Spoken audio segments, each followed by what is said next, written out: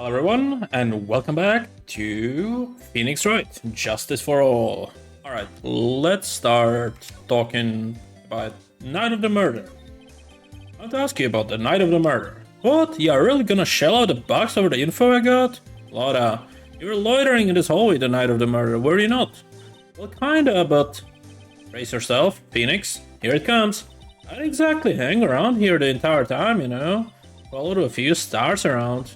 Got a few autographs, shook a few hands, had a soda pop with a few of them too. Looks like she wasn't here the entire time that night. The security lady also wasn't in this hallway the whole time either. I guess this means there's no one who can tell us who came and went that night. Candle. So, about the note that was inside her camera case. Oh, that did I wrote. Yeah. Can I believe what we've written? You mean the stuff about Engar showing his manager lady on the corridor? Yeah. Well, I reckon he best not be believing that. Oh. Look, I sort of wrote that on a whim, you know? Writing whatever came to mind. Whatever came to mind? Yeah, when you get down to it, it's just a lot of random bulldooters. Hey, what's with you? Why are you staring at me like a grandpa used to? Hey, and why do you look like you suddenly got older too? Or am I just shrinking here? Camera. Ah, my baby, my 1600 baby! What's with that red-coated prosecutor anyhow? The guy told me it was evidence and refused to give it back to me. Oh, that's kind of how it is. Hey, you're the redcoat's friend, ain't ya? So put in a few good words for me and get me back my camera. You want me to do what? Listen, Nag, the guy are really good about 5 hours and I guarantee he'll give it back. Why don't you do your own dirty work? Well, I reckon it's time for me to get going. Tabloid photographer without a camera is just tabloid, huh? Yeah, I guess so. Keep yourself together out there, you hear? I'm coming to see you in court tomorrow. Okay, I'll see you then. And you to go there too, Lilon. Keep up the good work, okay? Okay. A bit picky about your food now. Okay.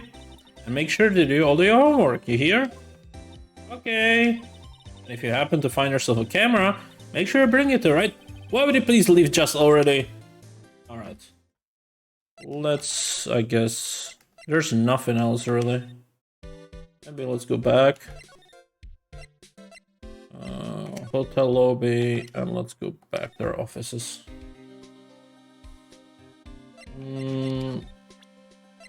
So let's see. Present. Have you heard anything from the kidnapper? No, not yet. Not sure once he hears what happened at the trial today, he'll call, pal. Remember, you can't provoke him when you get talk to him. Okay.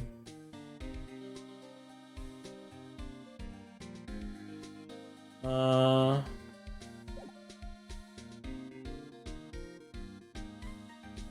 that doesn't work. Alright, let's go back to the hotel lobby.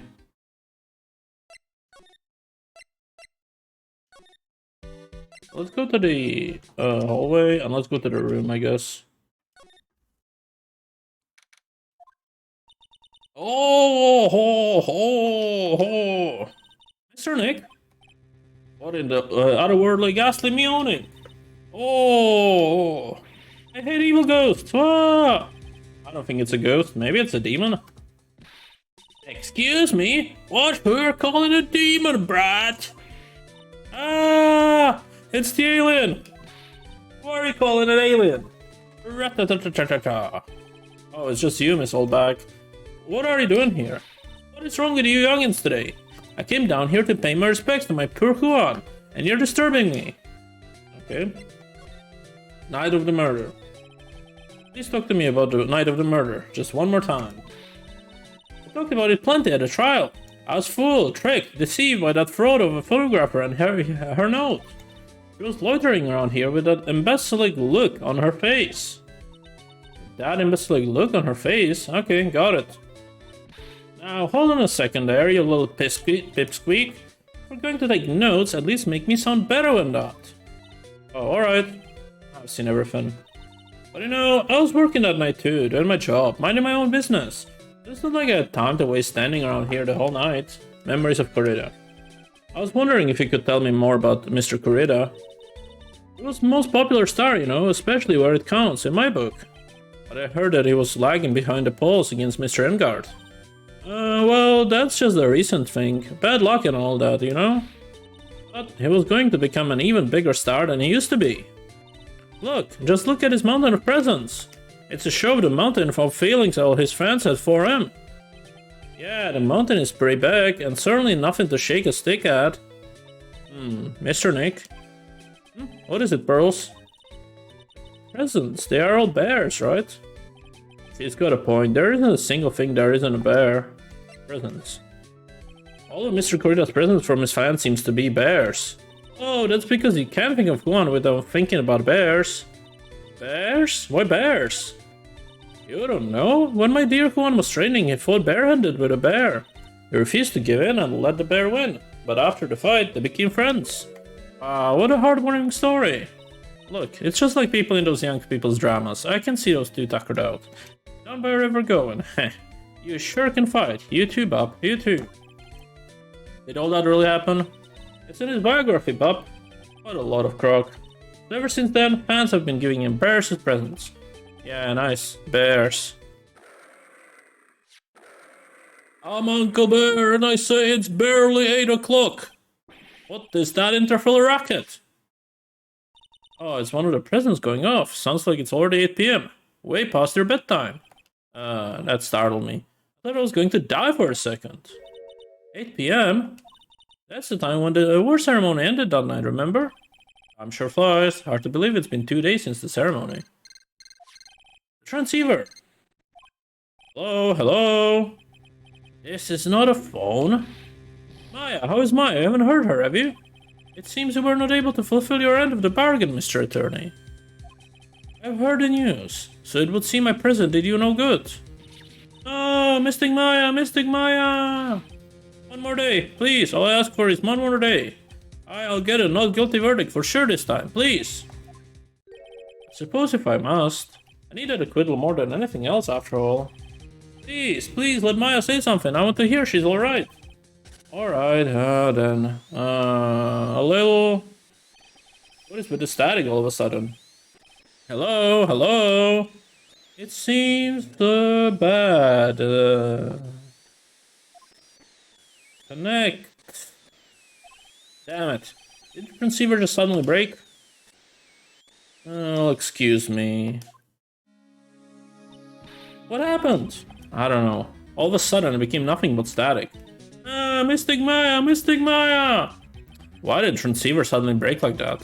I should probably have an electronic expert look at that. The sooner the better. Okay, now we can go back to him.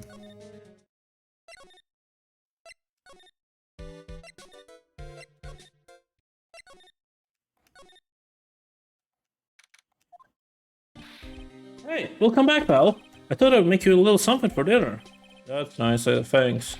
Rich man's look for his full course meal, out of a can, that is. I'm sorry you went through all the trouble to cook, but I don't have the time to eat. Oops, oh, looks like you don't have a can opener, pal. You gotta be kidding. And here I thought you had already ripped something up. Oh, I know. There is one way I know how to be helpful. Ask me about anything you want, pal. Go ahead. Oh, since he's here and offering, I wonder what I should ask him about. Let's ask him about the transceiver.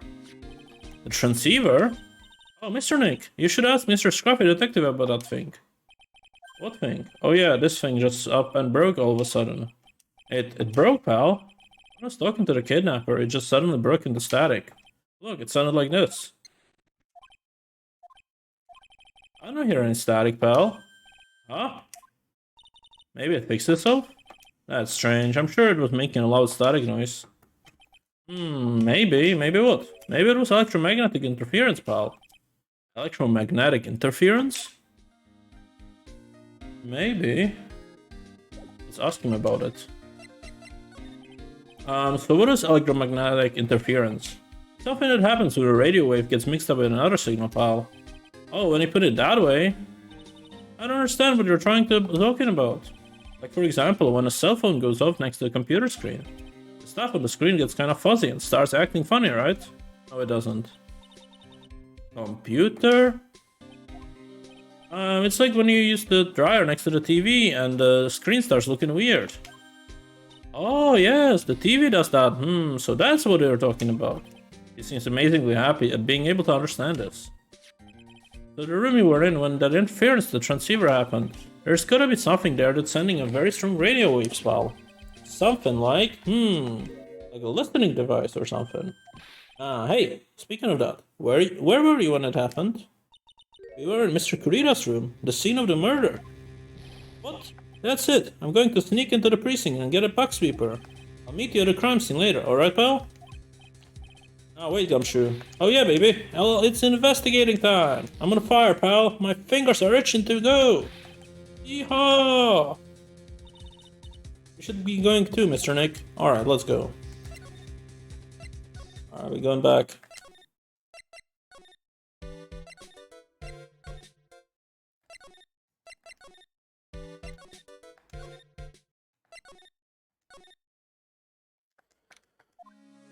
Hey, you're finally here, pal. Sorry to keep you waiting.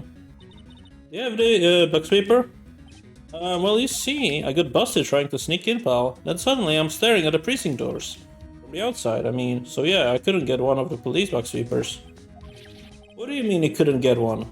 I need that item. Hey, calm down, pal. I didn't say I didn't get one, not just the police's. Wow, so this is a bug sweeper. It looks a little broken. Hey, this was made when it was elementary school, pal. Oh, by who? Me, of course. Seeing this sure brings back memories. Hey, don't look down on it, pal. Sure, it looks a little beat up. But I put my heart and soul into building this puppy here. Heart and soul? It will work, trust me, pal. It will do the job. But... it can't see set the sensitivity, so it's going to beep at anything that gives off electromagnetic waves. Isn't it better that way? Oh, ho, ho. Well, anyway, since I brought it all this way, might as well give it a whirl, right, pal? I'm getting that sinking feeling again. Okay, now I'll tell you how to use this baby. There's a listening device or some sort of bug hidden in this room, pal. We're going to find it, right? Right, now first, let's turn the sweeper on. Next, move the sweeper around to give our room a real thorough look-see, pal. The sweeper will let you know how strong the signal it's picking up, so keep an eye on it, okay? Once you find something that's giving off a lot of radio waves, press enter to lock onto it. There's a lot of things here that's going to give off radio waves, so let's take a good look at anything and everything that seems suspicious, okay, pal? Alright, I'm going to go stand outside and keep an eye out. Give me a yell if you find a bug. Got it, pal? I think it's gonna be the big bear or something. Oh, that maybe? What's this? It sort of looks like a hot water pot, but...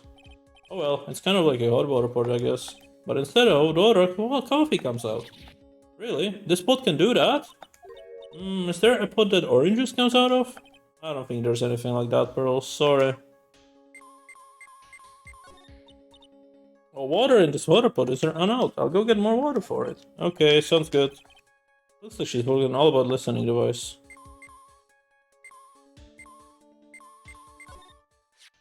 This is just a giant stuffed teddy bear, right? It's the biggest one I've ever seen. Hey, so did you guys find yet? The listening device, I mean? No, not yet, but this bear's eyes. Let's see. Perfectly normal stuffed bear with some really strong radio waves. Sounds like you found a device to me, pal.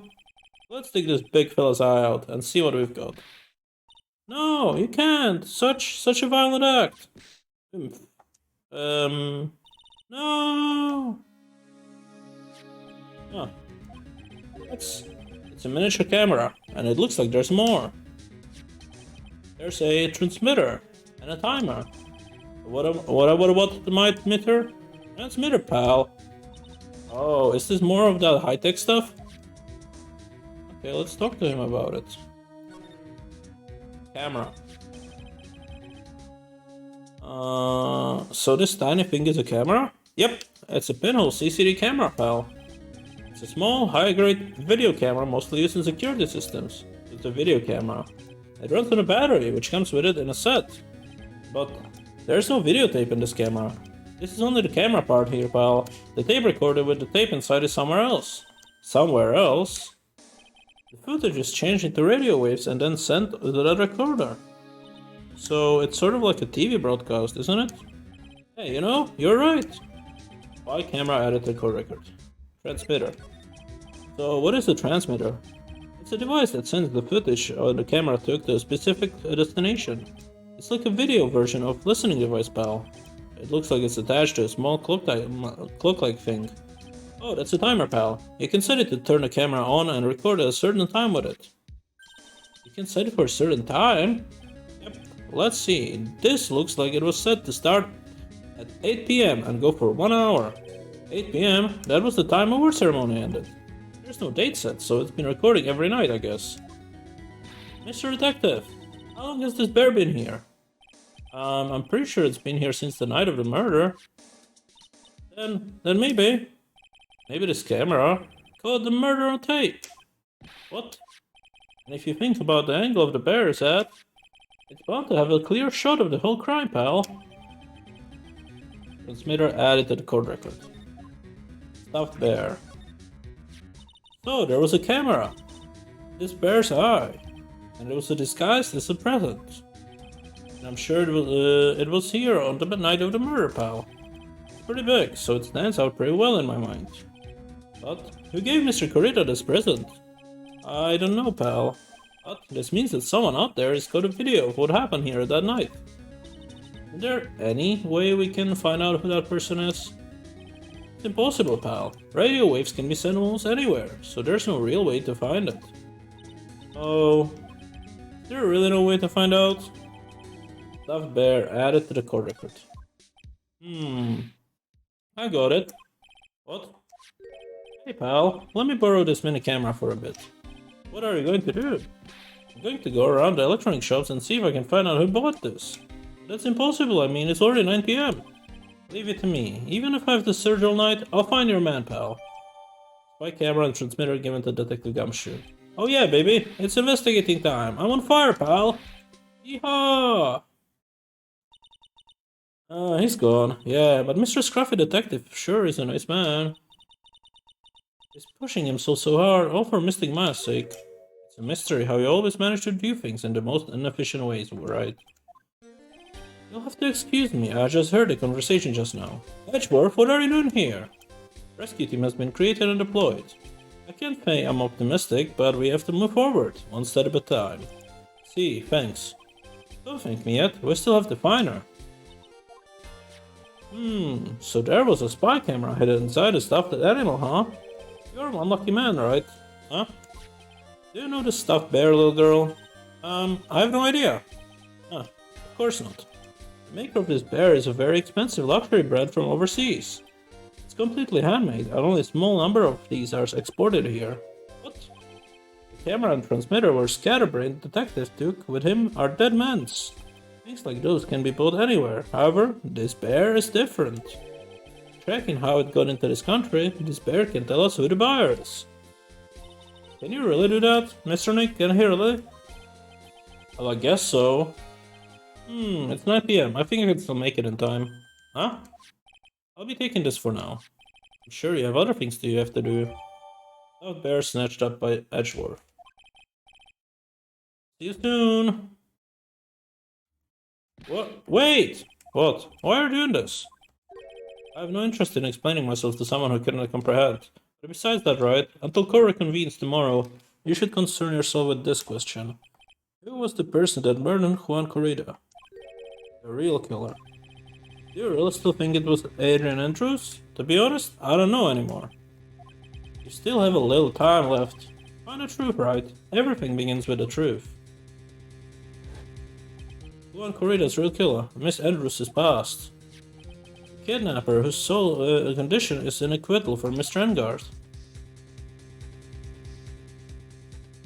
And this card, Shelly the Killer. Oh yeah, the only way I can save you now is to find all the answers to this case tonight. I don't understand what your real intentions are, Edgeworth, but as you said, all I can do for now is find the truth. To be continued. Alright.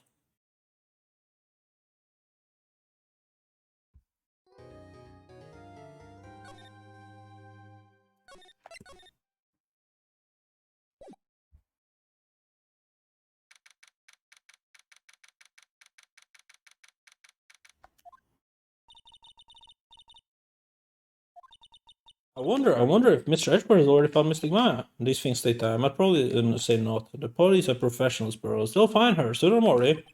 And if we can win or not guilty verdict tomorrow, then everything will be okay. You're right. The real killer. So the real person who killed Mr. Corrida was that assassin, Mr. Shelley the killer, right? The car Miss Andrews found at the crime scene seems to be proof of that. But if that's the case, then a new question comes to mind. Who was the one who hired the killer to begin with? Who is his client? I mean, who asked for the murder? That person didn't want to dirty their own hands in blood. But whoever this client is, they're still a killer. Assassin's client. Who could have hired the assassin? Do you think it was Miss Andrews? I wonder. But if she was the client, then why go through the effort to stab a knife into the corpse herself?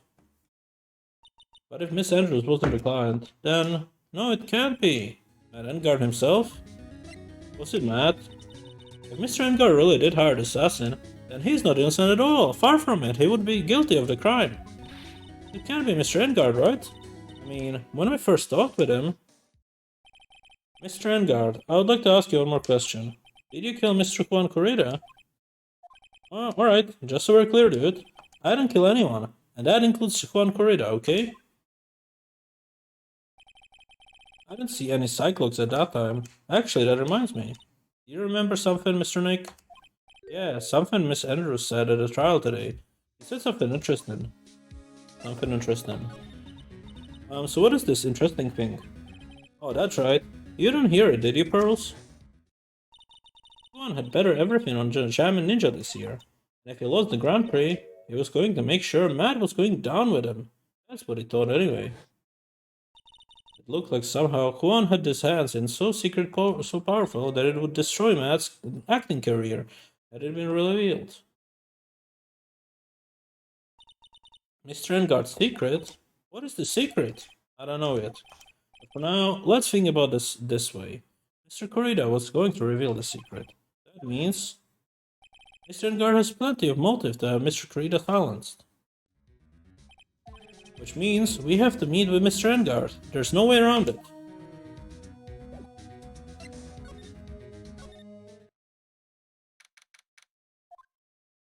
Wow, it's really getting late, isn't it, Mr. Nick? Yeah, it's past 9 PM already. But we still have some things to prepare for tomorrow's trial. There's still some matter of the secret Mr. Corrida held about Mr. Engarde. And Miss Andrews' real intentions. These are two things I must know tonight. But are visiting hours over at the detention center? I'm sure we'll think of something, Pearls.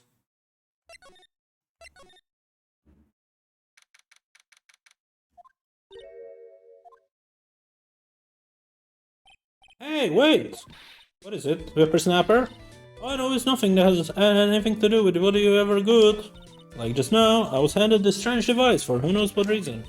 I was told to use it to search the whole hotel. That's the box paper, isn't it? One gumshoe, mate. And frankly, I don't care, but the request came from 𝐒𝐸𝐞𝐜𝐬, so... Edgeworth. And he said... If you feel angry, direct your anger at that unsophisticated lawyer, so I'm going to feel free to direct all my anger towards you. Ah, gee, thanks a bundle, Edgeworth. What a pal you are. Talk. Box sweeper. This is absolutely top secret, so you had better keep it to yourself. I heard they found a spy camera hidden in one of the presents. Very interesting. I'm sure it was you, you know. It was to catch poor Juan in the middle of the scandalous meeting. Scandalous? What's that? It means, well, you know, that gossip that's been going around about my dear Juan. Oh, you mean that thing about Miss Andrews? But I'm sure they must have had some reason for getting close to Mr. Corrida. I'll let you in on another secret, youngin. I know who planted that spy camera. It was that obnoxious puffy-haired photographer girl, the nerve of some people. Spying on people by herself as if, I would want to see it for myself too. Wow, the alien actually admitted her true intentions for a change. I don't know what exactly you're thinking exactly, but I can bet that it's nothing good. I didn't say anything. Juan and Adrian. So you want to know about Juan and that manager, right? Actually, as I hear it, they were something of a refreshing pair, those two. Oh. Tell you, Juan really welcomed that manager with open arms, I heard. That manager? What are they talking about? You don't know? That manager woman Juan had. It's a shame she killed herself, though. Oh, you're talking about Miss Celeste Impacts, Miss Andrews' mentor, right? Yes, that's the one. That's Celeste girl. You're supposed to get married, you know. Married? You mean to Mr. 𝐒𝐤𝐬? Really, youngins today don't know anything, do you? That girl Celeste killed herself 3 days after the marriage announcement. 3 days after? What in the... Celeste's suicide. Why would Miss Impax want to kill herself? She was going to get married. Well, that's because she was thrown away, you see, by Juan. What? But they were going to get married, right? They promised each other, right? They held a grand announcement session, but 3 days later, Juan suddenly cancelled their marriage. Is that true? It was in the weekly magazines. But why? Why did they do that? That was not in a magazine, unfortunately. I see. That night, after Juan called of the wedding, the manager Celeste killed herself. How terrible. I wonder what happened between those two. Alright. No, I didn't want to go here. I want to go back.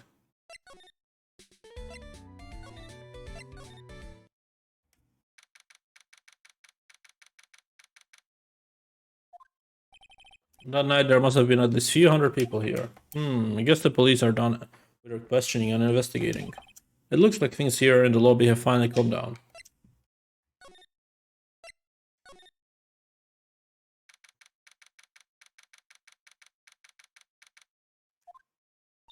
It feels sort of tense in here, doesn't it, Nick? Yeah, it does. I wonder if something happened. You're Mr. Edgar's lawyer, right? Ah, yes, sir. Well, we've finally found just the person we've been looking for. A real decisive witness. A decisive witness? You mean for the Edgar case? I'm taking the witness statement right now. Gotta hand it to Mr. Edgeworth.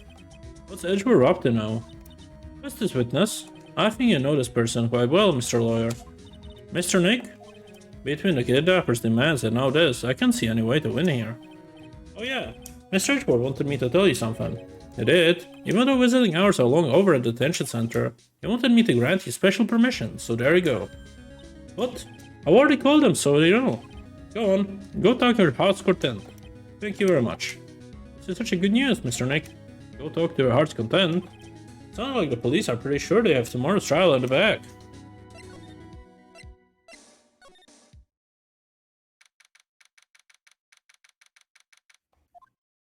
I'm sure they must have transferred Miss Andrews here by now. So that means that both Miss Edgar and Miss Andrews are in the detention center. Now then, whose story do I want to hear? Let's go Matt Engard.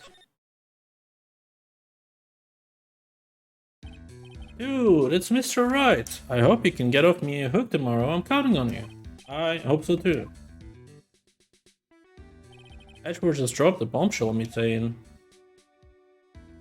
that Juan 𝐒𝐤𝐬𝐿 was killed by an assassin, and the assassin's client is this man, Matt Engard.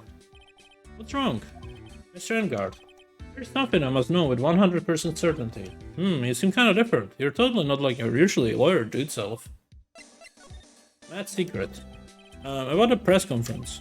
You mean the one where Juan was gonna dress up as the Nickel Samurai?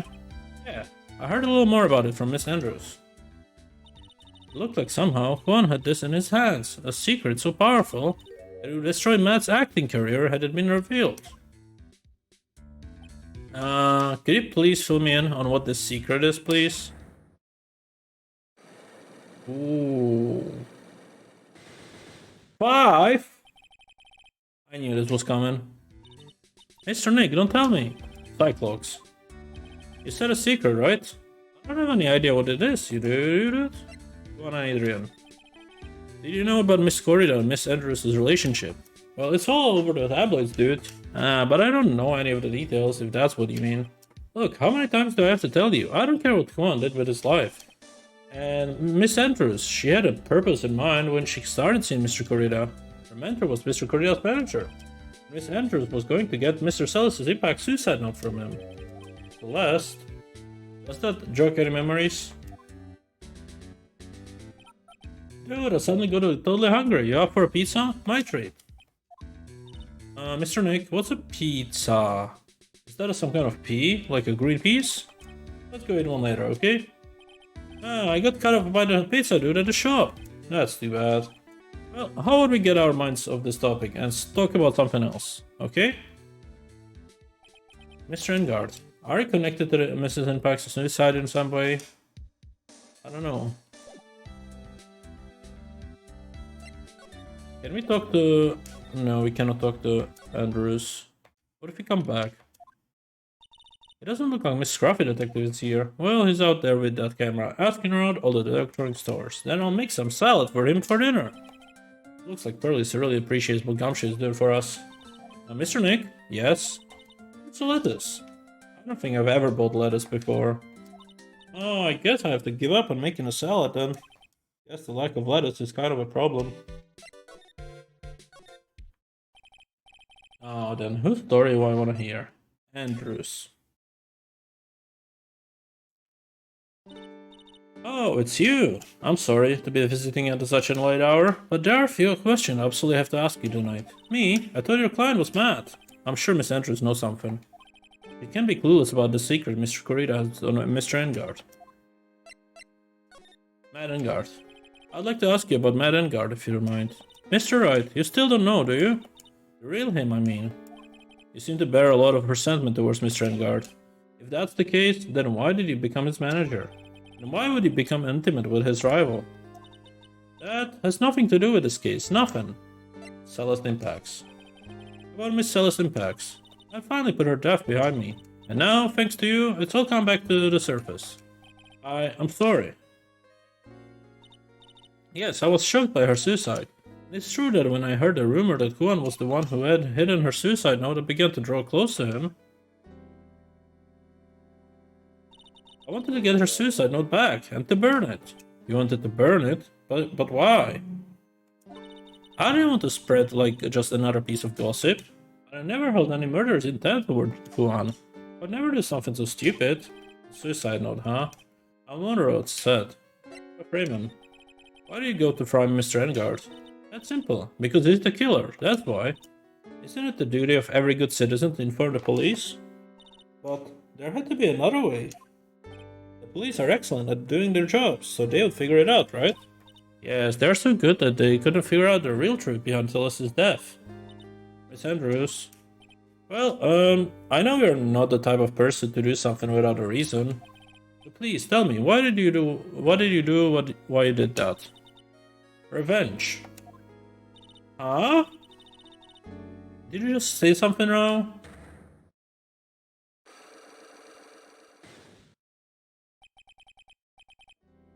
Cyclock, huh? Don't you understand yet? You're not my lawyer. To be honest, you're more like my enemy. But I'm sure I've just heard Miss Andrews say revenge. Well, we can't really do that, can we?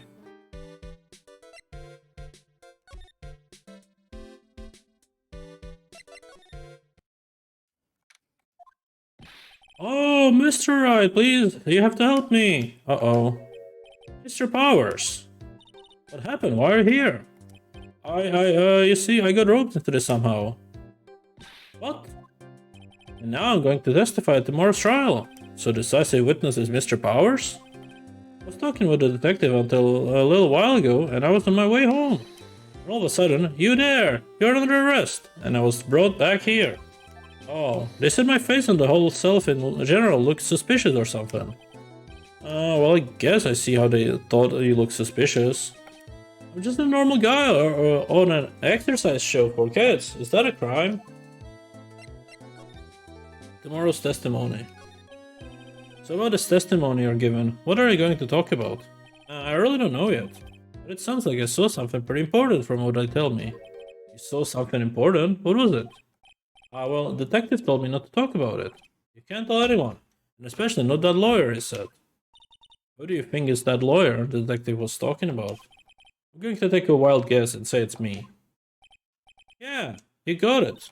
Mr. Nick, Miss 𝐒𝐩𝐿𝐬, and myself are your only two allies in this whole world. But it's alright. Ouch, I don't really have a lot of friends, do I? Edengard. This is going to do a lot of damage to Matt, you know? Because he's got that refreshing, like, a spring breeze image going. What is he really like? Well, let's see. Matt's always been kind of a player with women. He would never really turn a pretty face away, if you know what I mean. He'd always say, it's just a game, to justify himself. horrible. That's unforgivable. Oh, sorry. Didn't mean to offend you. You know, I said once that there's only one person in the world who won't swoon over me. One person who wouldn't swoon over him? His manager, you know? Miss Adrian Andrews. Why is Mr. Power suddenly looking kind of energetic? Gossip. You see, I'm actually a sucker for gossip. I mean, celebrities in their world have dazzling sort of image, right? A dazzling sort of image. But aren't you a part of that dazzle, Mr. Powers?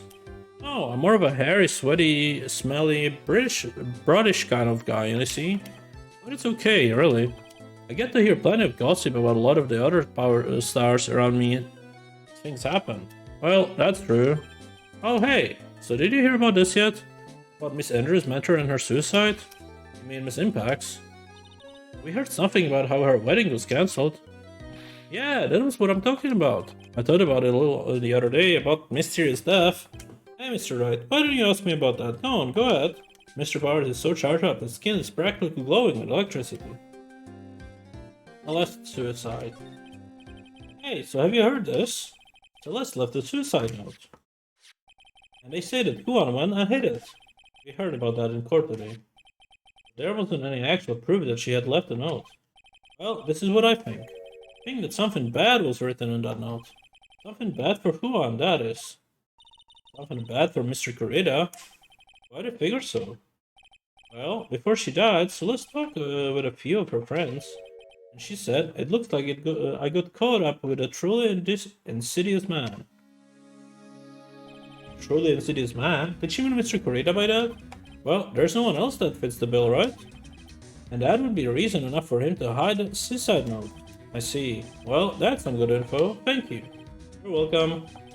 Mr. Engar and Miss Andrews, they are both at the detention center right now. There are still things that I don't understand or know about. Sure. I have to get the two of them to tell me everything. Huh? Mr. Nick, your phone!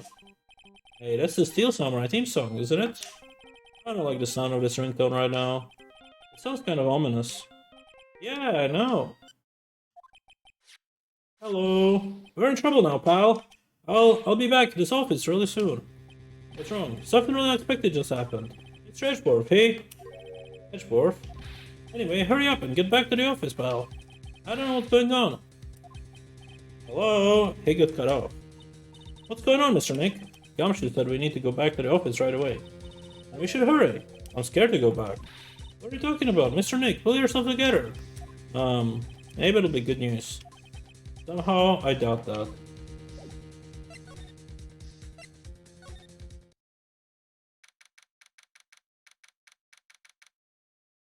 Alright. What took you so long, pal? Mr. Edgeworth couldn't stick around forever and had to go. Well, what happened? We got him. We know who bought that spy camera. Huh? This quickly? And this bear's what gave them away, pal. The bear. I figured it out, pal. I figured that we shouldn't have been looking to the bear instead of a camera. But... Sparrows. And go on. There's only one person who bought one of those bears who's related to this crime. Who is it? Who would be so rude as to spy on another person in their room? Matt Engarth. Huh? Matt Engarth, your client. That's who, pal. And here I thought things couldn't get any worse. Alright, let's talk. Stuffed bear. Are you sure you heard right? That the person who bought this bear was... I heard it from the department store clerk, pal. This is the credit card received for the purchase. It's for $3,800, pal. It's the exact match to the price that's on the stuffed bear. Receipt? That's all you have? Nah, it's not just the receipt, pal. Their store clerk said so himself. He told me, I'm sure I sold the bear to Mr. Engarth. I mean, the clerk even got a Mr. Engarth's autograph out of it, pal. So I'm sure the person that bought the stuffed bear was Mr. Engarth himself. My sight is failing me. This can't be. Credit card receipt added to the court record. Spy camera. So what about the spy camera we found? That was dead, pal. I mean, you can get this kind of thing from anywhere. But for now, I guess I can give these back to you for you to file into evidence. Spy camera, transmitter, and stuffed bear are filled into the court record. I know you don't want to give up, pal. I never thought I didn't think it was possible. person who put the spy camera in Juan's Corrida's room was Matt Engard. Why? Why would Mr. Engard do something like this? I bet it was to catch Mr. Andrews and Mr. Corrida in one of their rendezvous. I bet it's not good enough for me. I have to know the absolute truth behind this camera. Are you going to see him? Mr. Engard, I mean. Yes. I'm scared, Mr. Nick. I wonder what we will find out next. I'm scared myself, but I have to put a good face for pros. Matt Engard, what in the world have you done?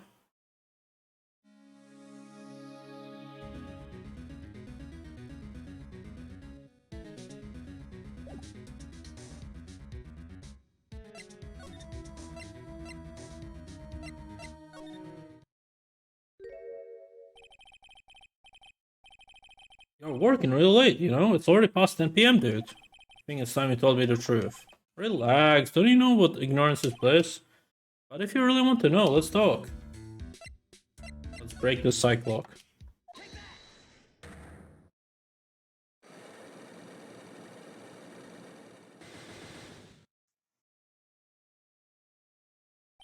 Matt's secret. Now, let's hear what the secret of yours is. What if Mr. Corrida had been successful in his plan? What would have been disclosed? I told you before, dude. I don't know anything about Juan, okay? Look, Mr. Wright, I can keep on saying it until I'm blue in the face, but... I totally didn't pay Juan any attention the whole time that night. I mean, come on, pal, I was in the middle of a nap. Don't lie to me. Huh? I know you paid close attention to Mr. Corrida, especially on that night. You had a camera in his place. Juan used this camera to secretly film Mr. Corrida's room the night of the murder. Secretly film? What? And then send the images the camera took with this transmitter. Wow, but dude, where is this camera you're talking about hidden? There. The spy camera was hidden in this bear's eye. Bear that was supposed to be a present from a fan. I guess Juan had a few of those kind of fans too, dude. Actually, I wouldn't say this bear was a present from a fan. You sure, dude? Who else could it be from? The person who gave this bear to Mr. Corrida was... Mr. Engard.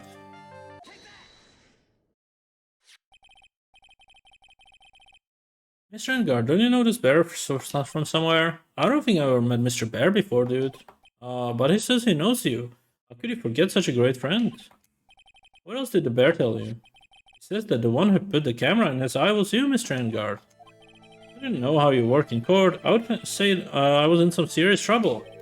Come on, this is all a joke, right, dude? You're just pulling my leg. Looks like you're not ready to give up your secret yet. Well, do you have any proof you want to show me first? Here is proof that it was you who put the camera inside the bear.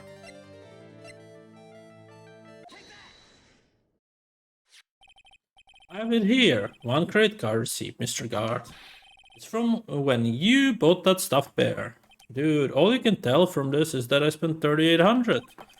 I go to the department store all the time, okay? This $3,800, this could be the toothbrush I bought that one time. A $3,800 toothbrush? It's ivory, and it's got elephant hair for bristles. Ew, elephant hair? Is that what rich people use nowadays? Anyway, the store clerk clearly remembers you and your purchase. After all, you even gave him an autograph, did you not? Dude, you should have said that earlier. So can I ask you one thing? Yes. You're my lawyer, right, dude? So if you are, then why are you looking into stuff like that? Because if I don't know the truth, I can't help you. That's more like a stupid lawyer talk to me. Hey, let's stop talking about this, okay? No, not yet. I haven't asked you why you set the camera up yet. And that, what your secret is, of course. It would be strictly confidential. So, what are we going to do now? I'm going to find out what I want to know, because I must. The reason you had this camera in Mr. Corrida's room and film it in secret is...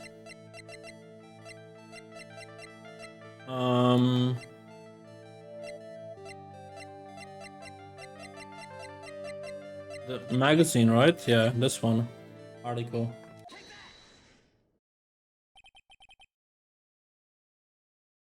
Adrian Andrews? There's a rumor going around that Miss Andrews and Mr. Corrida were having secret meetings. You, who was keeping tabs on Mr. Corrida, you were going to reveal this as a fact and turn it into a scandal, isn't that right? Dude, you can be such a moron. Huh? Oh man, Mr. Lawyer, dude, that kind of scandal, that's the good stuff. That's what we call in the industry, called juicy. The good stuff, juicy. Look, we can publicly become spending a penny if that's kind of stuff. I mean, if people stop paying attention to us, then it would be the end, dude. Too bad that wasn't your intention. What are you talking about? I wish your reason for spying was something so innocent, but it wasn't. You didn't spy on Mr. Correa because of Mr. Andrews. And there's only one reason I can think of you to do such a thing. Huh? The real reason he set up the camera in Mr. Correa's room was...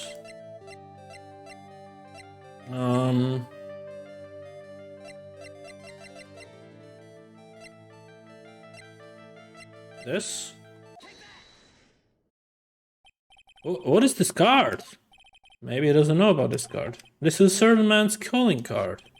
The man names is Shelby the Killer, and I'm sure you know of him, don't you know? Shelby the Killer? That's ridiculous. Why would I know some shady scumbag like him? If you really don't know him, then why are you acting jumpy all of a sudden? This is it. I'm finally starting to get to the truth. I can't afford to make any more mistakes now. Mr. Medengard, I know why you know the Mr. the Killer. It's because you are his client. Since you are the one who set up the camera, that means you knew exactly what was going to happen in that room. So how? How would you know something like that? It's because you are his client, that's why. Hire Shelly the Killer to assassinate Mr. Juan Corrida. The real mastermind behind this whole murder is you, Madam Guard. And here I was trying to be a good boy for you, dude. Thought if you didn't know, you'd be able to do your job without feeling bad. Well, that's what I thought anyway. Mr. Engard, you really did hire? Hold on a sec, I'm gonna consult myself, okay? Consult myself? Well, I guess it's probably about time anyway. About time for what? I think it's time for you to meet him now, Mr. Lawyer Dude.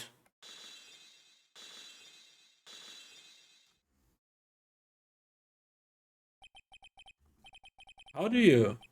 Mr. Lawyer, I'm Matt Engard. Look at him. Matt's secret. Well done, Mr. Wright. I bet it wasn't easy enough as to gather such information as you have. You really? So you are Shelly the Killer's client? You didn't really think I would dirty my own hands in this, did you? What do you mean? That woman, Adrian, was quite brave herself, trying to stick the crime on me. I don't think she had it in her. But all I care about is that Kuan is dead. Isn't that right, Mr. Lawyer? You're lying! What a terrible... It's way past your bedtime, little girl. Go on. Let us grown-ups talk about more adult things. Why? Why did you hide the video camera and... Weakling soon believes the words of others. Just like that pathetic Adrian. He knew about Miss Andrews' secret. But I'm no weakling. I don't believe anyone. Least of all assassins. What? Oh, come on, Mr. Wright. Assassins aren't above blackmail. They turn their clients into cash cows by holding the sinful deed over their heads. A superstar like me, how much do you think I'm worth? Care to guess? And that's why... Yes, that's where the video comes in. It's got his face and the crime scene recorded on it, preserved for all time. With that, I can keep him at bay, and even blackmail him if I want. That's right, that video is my insurance. Isn't that what they call it, Mr. Wright? Why would you do something so wrong? Because I'm a grown-up, and I can. Good enough of an answer for you, little girl. Motive for murder. Why? Why did you kill Mr. Corrida? Because he was about to sling so much dung on my beautiful public image. Scandals are a little annoying, aren't they? It's all because of that press conference, isn't it? If Mr. Corrida had been able to give it, then Mr. Engard's secret would have... well, that's what we call taking advantage of the situation, you know? I had no interest in doing it, really, but bit by bit, it crept up on me. And then the situation just presented itself perfectly. How beautiful, I thought. And that's how Mr. Corrida ended up dead. Let me tell you something, I'm not like Adrian, I don't depend on anyone. People are simply things to be used and thrown away. Put on a sweet innocent face, and people will swallow anything you feed them. Adrian fell for it. Assassin too. And how can I forget? Even you fell for it, Mr. Lawyer. Everyone, all working their butts off for me, Master and Guard. Oh, did that leave you speechless? What a shame. What's wrong, Mr. Lawyer? You've grown awfully quiet. How could I have been so deceived by you all this time? When we first met, I asked you if you had killed Juan Corrida, and you answered very clearly that you hadn't killed anyone. Hey now, I never told you any lies. The person who did the killing was the killer guy, right? All I'm guilty of is taking a cat nap in my room. You killed Mr. Corrida. I dare you to say that in court tomorrow. Oh, but too bad, you can't. You're my lawyer after all, aren't you? You could always drop my case and refuse to represent me. How does that sound? Oh, but you can't, can you? That would be the one thing you absolutely can't do. Mystic Maya! You wouldn't want to test the killer. He's a man of his word, or so I hear. You could end up getting a certain friend of yours rubbed out if you lose. You scoundrel. If I were you, Mr. Wright, Esquire, I think I would give it all my tomorrow. Remember, everyone likes a happy win-win resolution. I'll get you for this. That's such a cliche phrase. Wanted something just like that, if memory serves. Of course, we'll all have to know how things turned out for him. Sorry. Good night, Mr. Lawyer. Maya, what am I supposed to do? And now I finally found it. The starting line of this case. Edgeworth, I don't care for the horrid atmosphere here. Let's return to the precinct. March 22, police station. Well, right. What are you going to do? If you plan on changing your strategy... No, we can't do that. That's right, he's holding my hostage. What should I do? That's not something I can answer for you. Mr. Edgeworth! Right, only you can decide where to go from here. 1 year ago, at that time, I didn't truly understand what a prosecutor was. And that is why I had to leave the prosecutor's office. I thought that I couldn't stand in a court of law until I knew what a prosecutor really was. And now, right, it's your turn. My turn? What is this thing you call a lawyer? What can you do as one? You must find the answer, and you must find it on your own. Madden Guard. I'm a lawyer, but to fight for someone who is clearly a killer, Madden Guard, that man really... it doesn't matter who. Every person deserves a proper defense and a fair trial. Isn't that the basis of our judicial system? Proper defense? What exactly is that?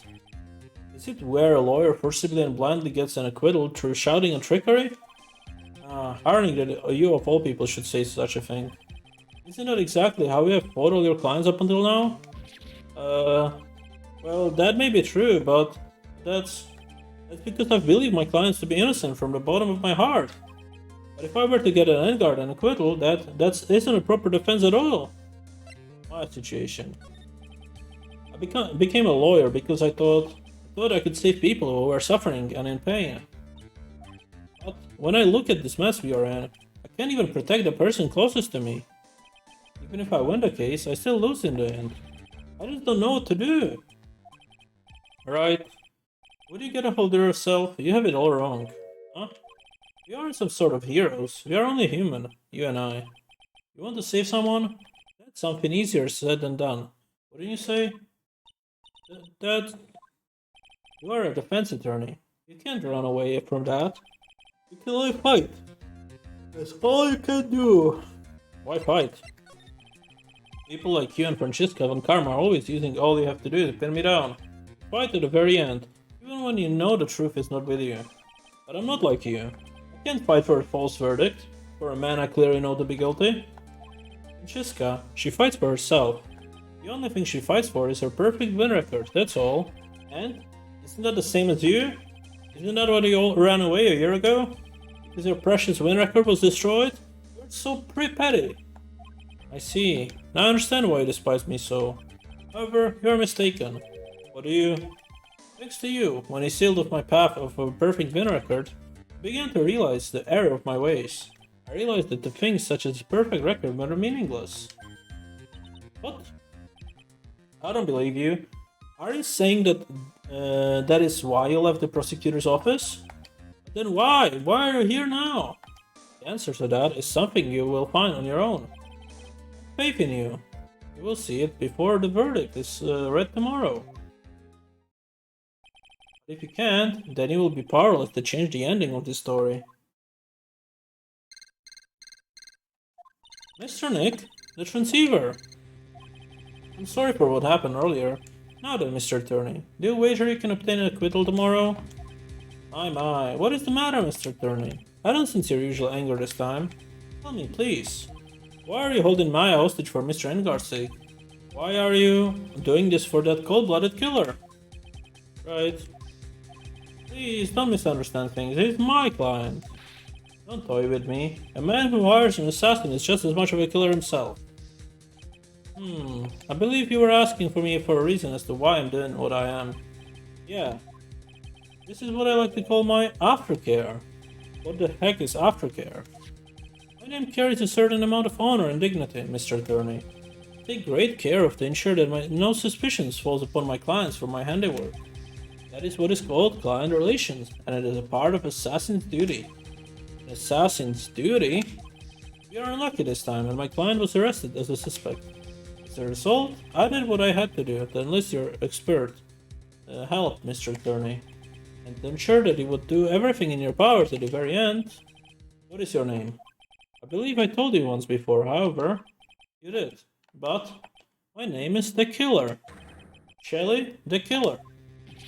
You are Shelly the Killer? Please keep in mind you do not have much space to maneuver with me. As the Killer, I always finish what I set out to do. You fail to keep up your end of the bargain. Maya!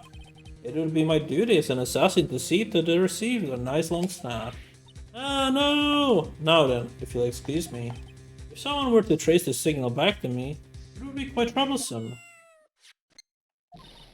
Mystic Maya! Mystic Maya! I don't know what to say.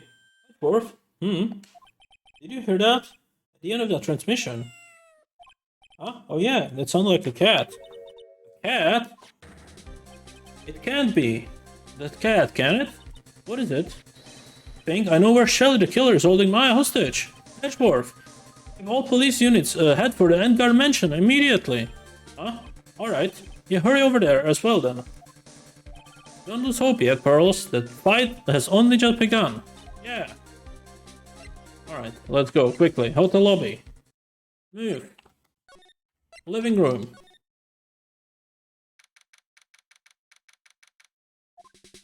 Maya!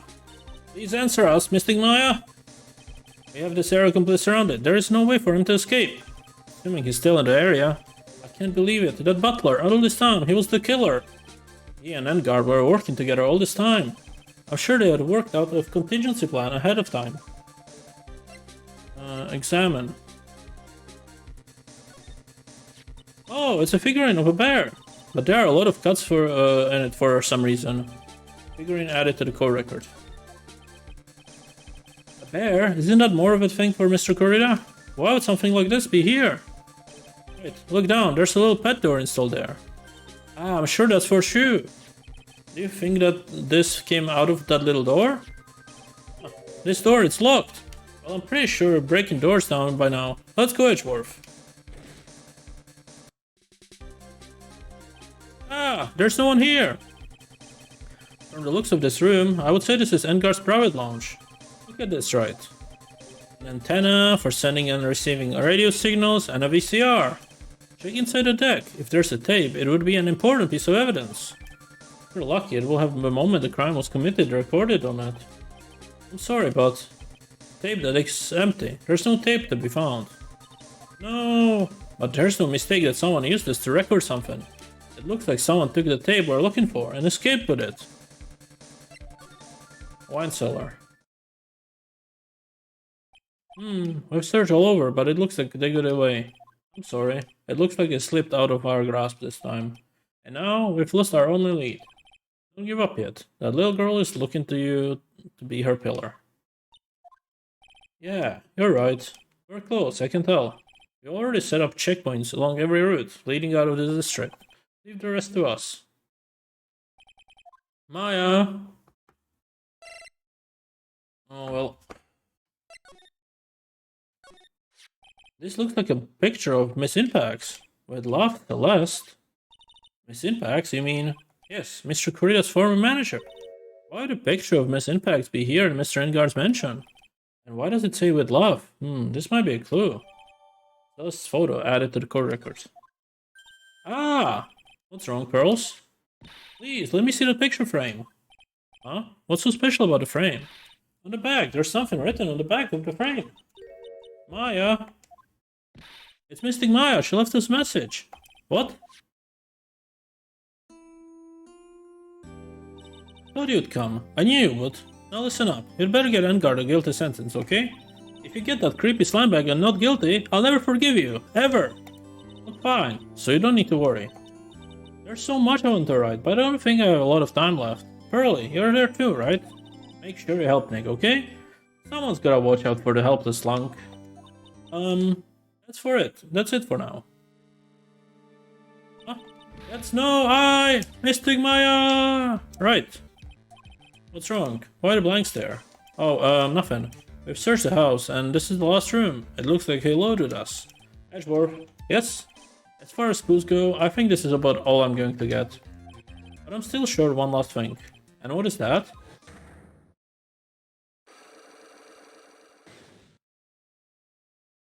It's Andrew's psych log.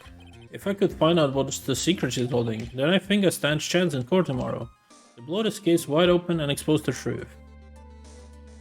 I think I know what you're thinking. I'll contact the detention center. Thanks, Edgeworth. Well, let's go, Pearls. It's time to open the last lock.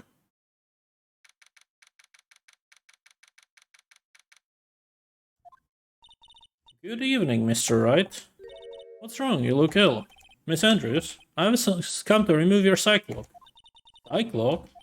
I want to know, and you will tell me. Your secret. Fine, go ahead. Try to break me if you can.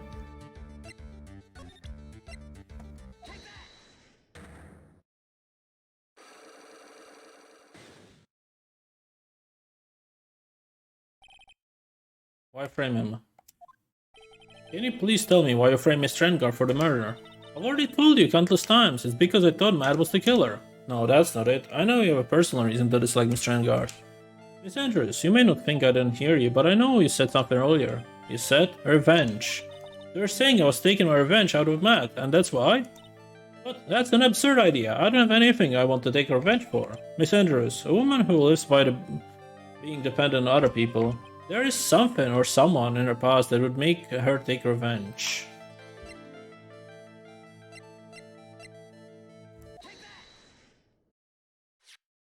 Celeste! There's only one catalyst that could cause such a strong feelings, and even revenge. That is Mrs. Impact's suicide. What are you trying to say? Well, it was Huan's manager. On top of that, the one who hit her suicide note was also Huan.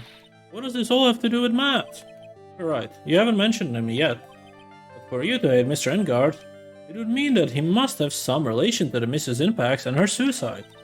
Can you explain to me this relation between Celeste and Impacts? This is a photo of Miss Impacts, correct? She looks younger than when she passed away, though. What? With love? Celeste, this is Mrs. Impact's handwriting, isn't it?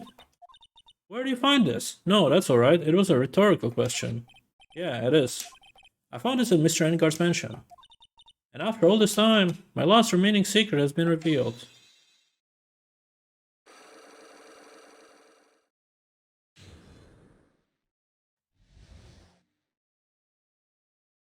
Why frame him? Celeste, she was supposed to get married to Huan. Yes, but I heard that it didn't work out. Because Mr. Kurita didn't want to get married to her anymore, right? Yes. Because of Matt. Because of Mr. Engar? What do you mean? I think I can see where this is going. Celeste, she was Matt's manager a long time ago. She was the happiest woman in the world at the time. I was working part-time back then, and I often saw the two of them together. That's why, With love, Celeste is written on the frame on that picture. They were a couple, weren't they? It wasn't anything as splendid as that. Celeste was being used. Toyed with until she was thrown away. That's horrible. Matt's entire image is built around how nice and wonderful of man he is. A scandal would have destroyed that. Which is why Celeste, in her kindness, moved over to Worldwide Studios. That is where she met Huan. She seemed really happy with him, even happier than when she was with Matt. Celeste and Huan were such a good match that they weren't even planning to get married. And then, it was suddenly called off. On the night Huan called their marriage off, Celeste, she killed herself. And that's why I framed Matt. It was revenge for Celeste and for myself. Revenge. I'm sure even you can guess why Huan called off the wedding off, right? Matt confessed to Huan about his relationship with Celeste. I see, so that's what happened. But why did Mr. Kurita have to call off the wedding? I don't understand at all. It was probably because of his worthless male pride. Huan and Matt were always fierce rivals. Matt waited for the wedding announcement and then unleashed the truth on Huan. He was aiming for when it would hurt Huan the most. Or miss impacts. That wasn't the end of it. That day, I'm almost certain that Celeste left a suicide note behind. And in that note, she left a detailed account of Matt's various misdeeds, and so that she would never again be hurt by Matt, she chose to die. Then, when Huan discovered her body, he hid her note. Why would he do that? It's simple. Huan realized that the note was a powerful weapon against Matt, and it would be especially damaging to his refreshing like a spring breeze image. In any case... But his pride hurt, Huan sought revenge. Revenge. There's that word again. Huan wanted to publicly disclose the contents of that suicide note. At a time that would cause Matt the most damage, of course. And that was... at the press conference after the stage show. I know all about it, because I heard it all from Huan. It was so I could find out about all this that I drew close to Huan to begin with. They're quite a pair of hideous monsters, aren't they? Even Celeste's death was something for them to use in their game. That night, when I found Huan's body, it was only natural that I thought the murderer was Matt. Those two were always spying on one another after all. As for me, I was frantically searching for Celeste's suicide note. I wanted to destroy it before it even went public. I was going to burn it. I had even brought a lighter. But I couldn't find the suicide note, and that's when my revenge crossed my mind. Yes, I was going to bring them my own kind of cruel revenge. Celeste was killed by those two monsters, so when I stabbed Huan's body with that knife, I didn't feel a single shred of guilt. And that's all I have to say. Well, Mr. Wright, even knowing all this, are you still going to help that man? I'm a lawyer. I see. What a fall profession. Thank you very much for your time, and for talking with me. It was no big deal. I couldn't sleep anyways. I can't sleep either. Not with my situation. Or would I know now? To be continued.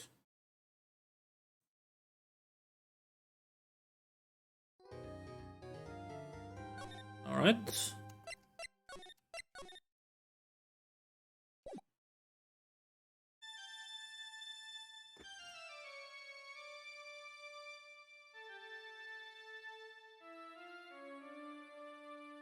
Alright, let's go. How did this get here?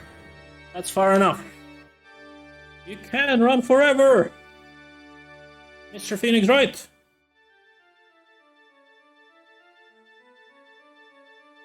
What have I done wrong? I cannot allow you to go on like this. Huh? But I'm just a simple defense attorney. Silence! You are no longer worthy of your title.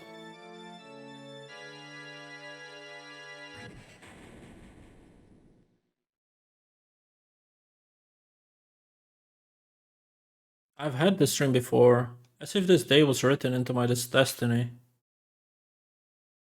Today, I'll stand in court as a lawyer. To prove a killer innocent.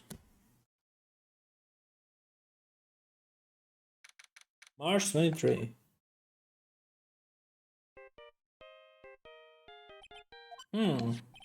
Hello, this is Phoenix Wright. You don't look so well, dude. You're gonna prove me not guilty today, right? Hahaha, if you please, Mr. Lawyer. Remember, it's not just me. Your precious friend's life is riding in today's verdict, too. Now listen up. You'd better get 𝐒𝐸𝐿𝐷 a guilty sentence, okay? If you get that creepy slime bag not guilty, I'll never forgive you. Ever!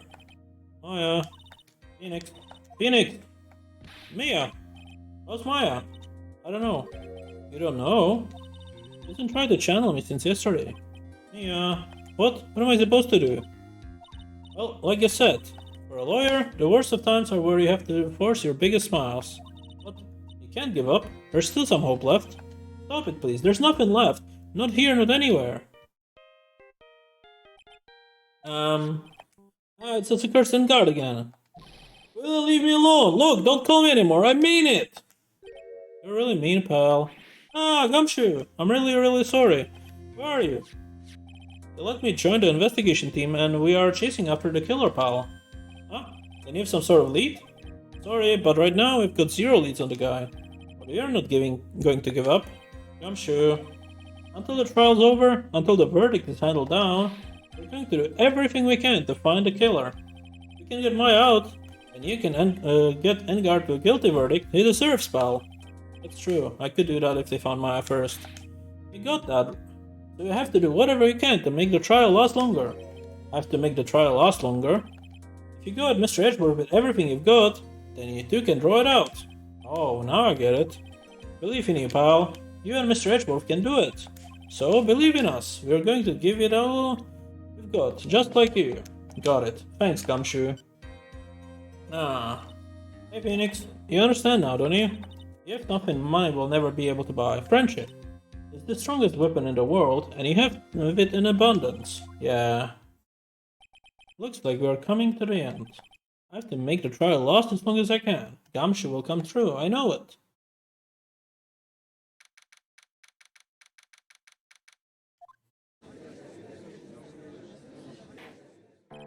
Court is now in session for the trial of Med 𝐒𝐸𝐷. The defense is ready, Honor.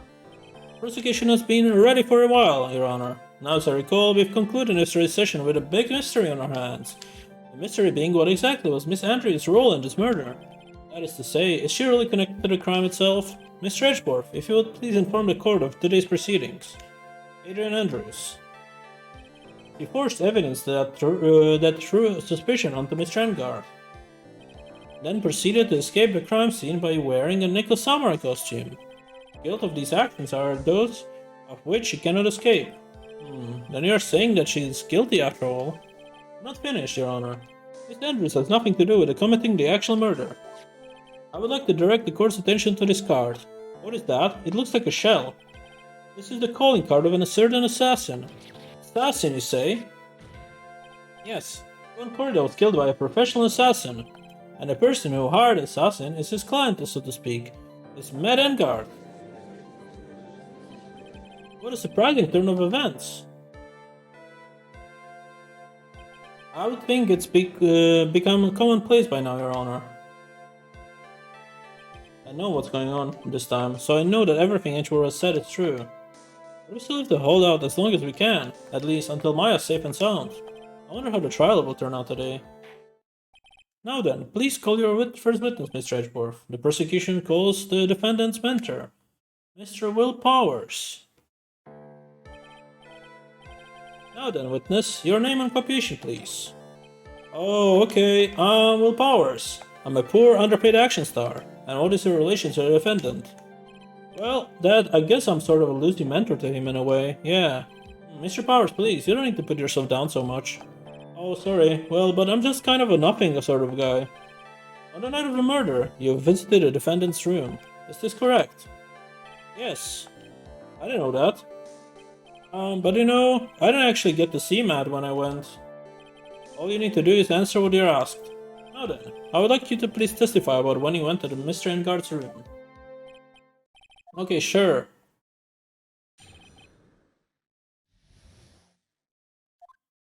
After the award ceremony, I went by myself to the Mott's room. Matt standing there in the front of his room, still in his nickel samurai costume. He was talking with someone. At first, I thought it was the bellboy. I watched the two of them for a while, but then I gave up and went back. Had guests with me that night, and I couldn't make them wait for me. Nothing sounds out of place with Mr. Power's testimony. Talking with the bellboy is no big deal. If one assumes that the person Mr. Edgar was speaking with was an ordinary bellboy, what are you implying? Well, Mr. Wright, let's have a cross-examination, shall we? Looks like we're in another sticky situation. Huh? A trap. Can you smell it, Phoenix? But for us to find out more, we're just going to have to charge you in the head first, right? Alright.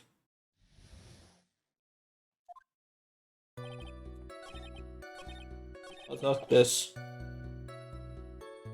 Press. You saw the two of them, the bellboy and the defendant, together, correct? Yeah, the bellboy just wanted to say congrats. Now, while you were watching the two of them, did you notice anything strange? You know, I did feel something weird. I think it was because Matt, well, he gave the bellboy a tip. Tip? But that's a perfectly normal thing to do. So how long did you watch the two of them? Not more than a minute or two, I think. I was talking with some, but at first I thought it was the bellboy. Who was it if not the bellboy? At first? What do you mean by that?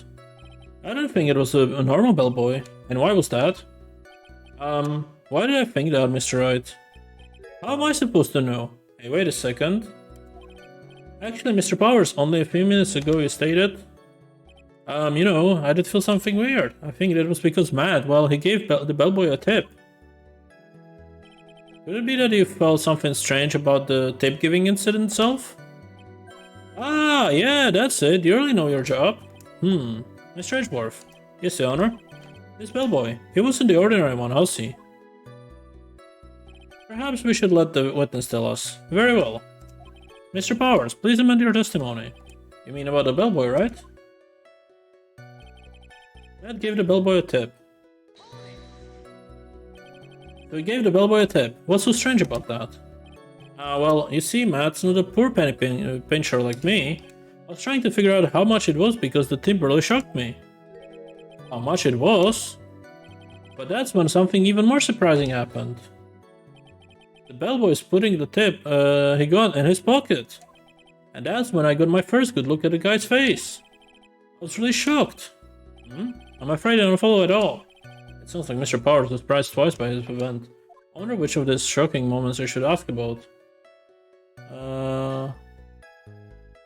The tip? The defendant is a huge star. He can afford to give generous tips, wouldn't you agree? Sure, but giving him that much was maybe a little too much, I think.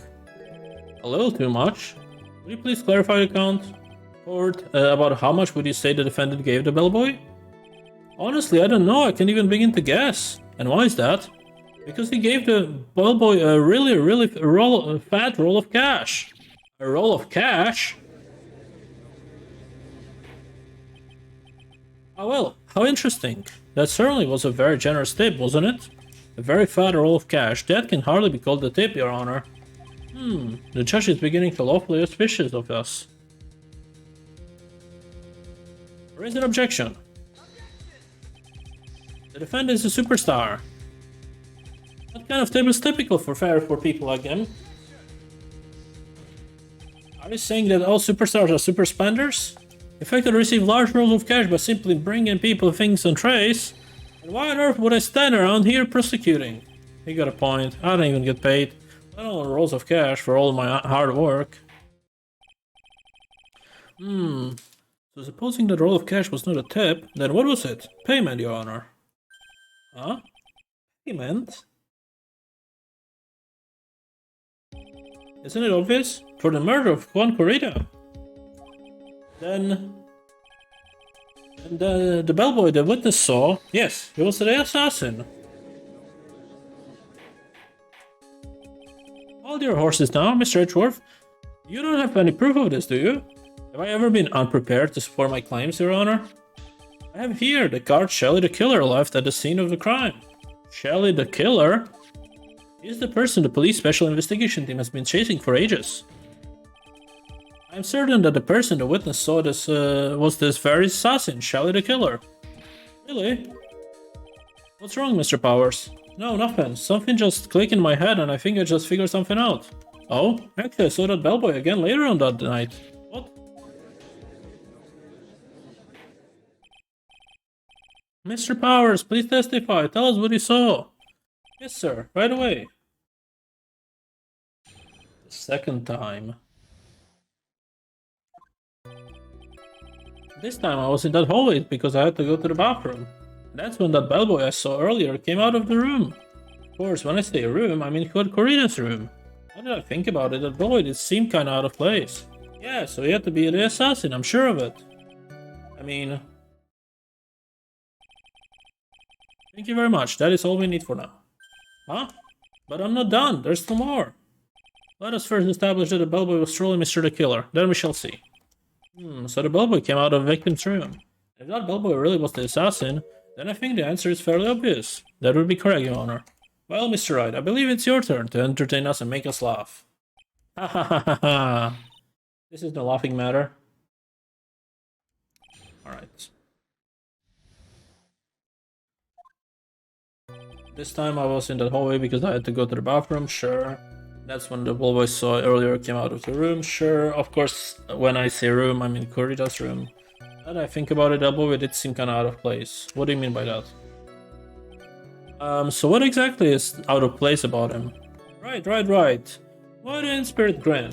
Maybe because I have no idea what the damaging thing is going to say next. Well, the bellboy was empty-handed. Empty-handed? The bellboy was one of those room service people, right? But he wasn't pushing a cart and he wasn't holding a tray either. You would call that a little strange too, wouldn't you? I agree that it is a bit strange, Mr. Powers. Is it really unusual for a bellboy to be empty-handed?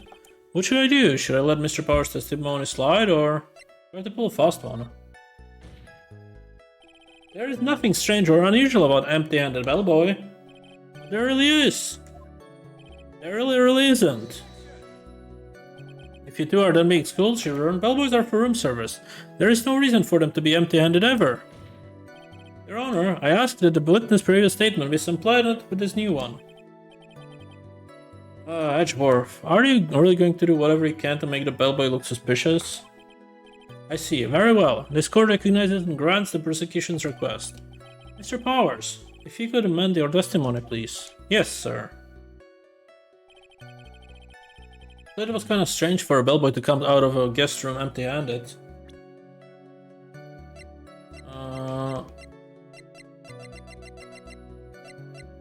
What about this glass? Mr. Powers. Yes? You're easily influenced by other people's words, aren't you? As soon as you heard that bellboy might have been the killer, you got caught up in believing it must be true. But isn't it really suspicious? He's got all those stitches and... So, a baseball has stitches. Are you saying that all baseballs are suspicious because they have stitches? Well, there's also, that about him being empty-handed. I would like to ask you, the court, to please take a look here. This is the crime scene.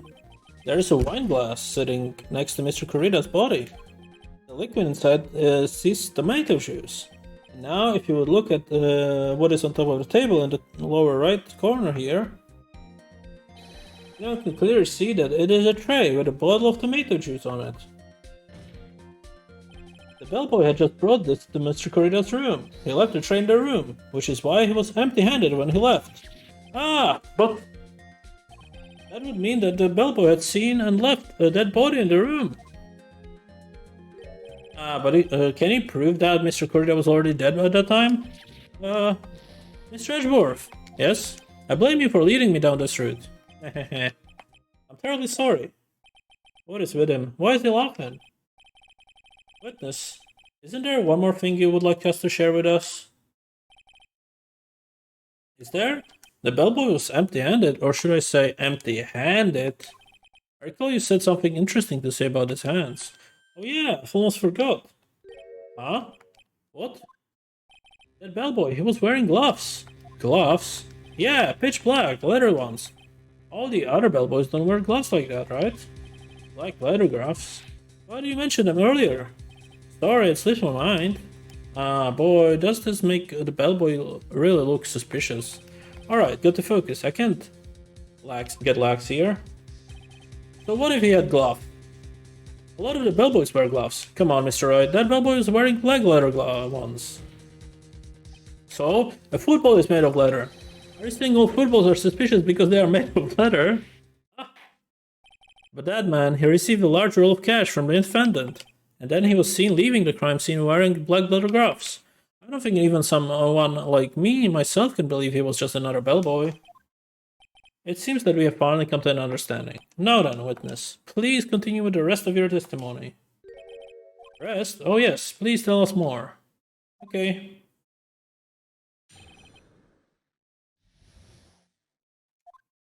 After leaving Juan's room, the bellboy went and knocked on Matt's door, just like that. He gave something to the person inside the room. And the old guy just left, without even going into the room. After that, I went to the bathroom and went back to my seat. So the bellboy, after leaving the crime scene, went to the defendant's room? Yeah, I kinda saw that by accident.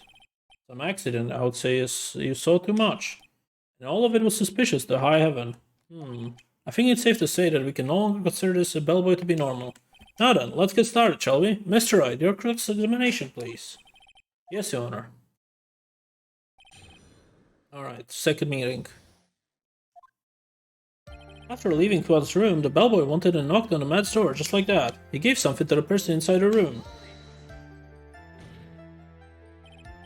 I said hold it. Okay. That's better. Ahem.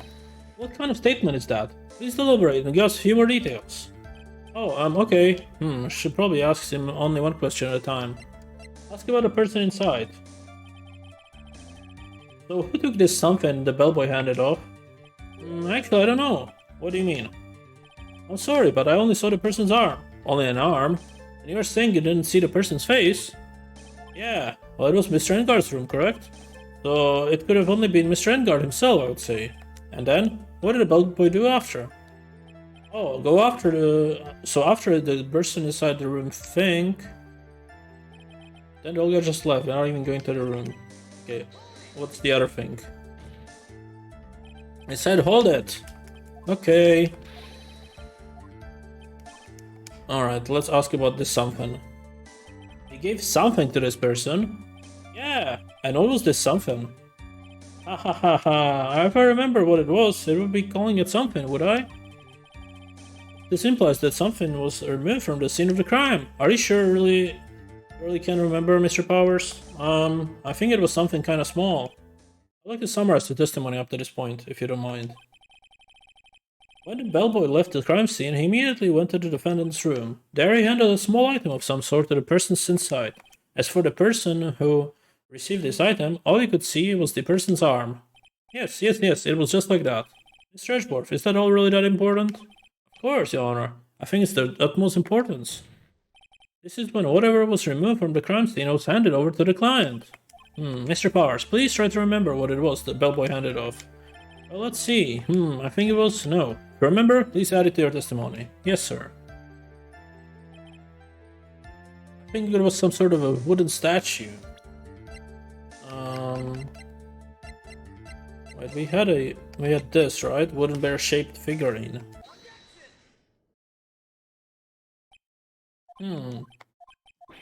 What was the point of that pregnant pause? Where did the objection come from? Well, speak up. It was me, Your Honor. What is it, Phoenix?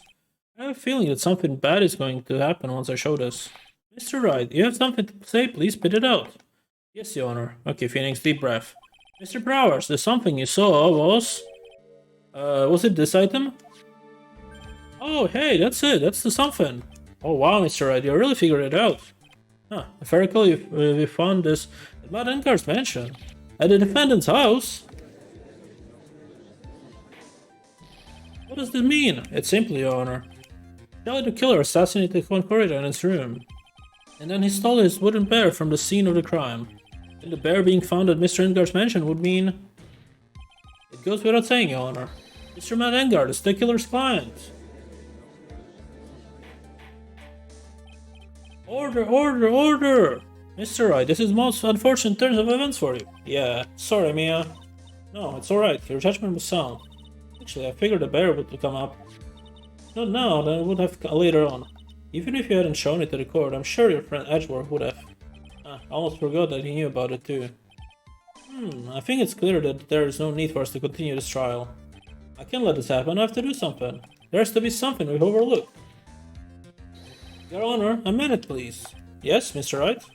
There are still a few points that we left not fully explored. What are you trying to pull? Oh, well, we can have that. Alright, Mr. Wright. What questionable point would you like to explore further? The person who received the bear. There was one thing Mr. Power's testimony that was very unclear. That is the identity of the person who received the bear. He gave something to the person inside the room.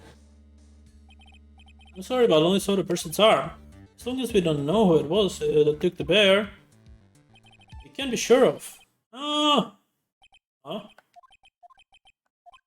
What is it, Mr. Powers? If you're going to scream like that, then at least give us a good reason why. Oh, yeah. Sorry, actually, so I remembered. I remember who took the bear. What? Really? I mean, I only saw his arm. But the arm, it was 𝐒𝐸𝐽𝐜𝐬's Samurai's arm, I swear it. Got to be kidding. Are you sure of that, Mr. Powers? Yeah, I'm sure it was the 𝐒𝐸𝐽𝐜𝐬 Samurai. Order, it looks like you've got to dug your own grave yet again. How many times is that I've got lost count? So the person who took in this little bear was the 𝐒𝐸𝐽𝐜𝐬 Samurai. And as we all know, Mad Engar is the 𝐒𝐸𝐽𝐜𝐬 Samurai. Thanks to the fence, we've made that all clearer. What am I supposed to do now, Mia? Help! You don't have time to act lost.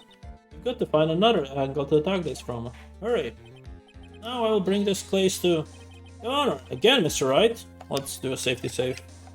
It's been quite a long time since the start of the trial. We've already removed any and all questions areas from this testimony. It's about time you were removed from the court, Mr. Wright. I have to find something. Even one more little point will do. There are still questions left unanswered. What are you trying to pull? Oh, well, we can have that. Alright, Mr. Wright, what questions would you like to explore further? Bear itself. I think it's fairly obvious that the bear itself is very questionable. Huh? Bear, Mr. Wright? This was found at Mr. Engar's mansion. However, Mr. Engar was arrested at the hotel that night, which means that since the murder occurred, he has not had a chance to go home. Oh, I think your Honor has already figured out what I'm trying to say. It's not possible that it was Mr. Engar who took this bear to his mansion. Why, that is very true. We didn't consider that, my Mr. Wright. There was no way, time-wise, for the defendant to have taken his bear home. Phew, disaster. You haven't gotten the best of me yet, Mr. Wright. Huh? I remember it clear as day. I remember what you muttered to yourself at Engar's mansion. We have this area completely surrounded. There is no way for him to escape. I can't believe it was that butler. All this time, he was the killer. Killer and Engar were working together, so to speak. And the killer was hiding in Engar's mansion as its butler. What a bold move. The bear figurine was brought back to Engar mansion by the killer himself. When it looked like he was about to be arrested, Engar had him do so. I assume because it would have been had the police found during their investigation. Well, Mr. Wright, you've gone quiet for now. This is too much. Isn't there anything I can attack at all? I think you've heard enough. We now know why this bear figurine was at the defendant's mansion. Well, so it was received the bear from the assassin in his room. Everything has become very clear. The client who hired the assassin to commit the murder was Mr. Engar. I see no reason for this trial to continue. Therefore, I will now hand down the verdict. Thank you, Honor, for your understanding. You see, Mr. Wright, you could not win against the truth, could you? I knew it would turn out this way.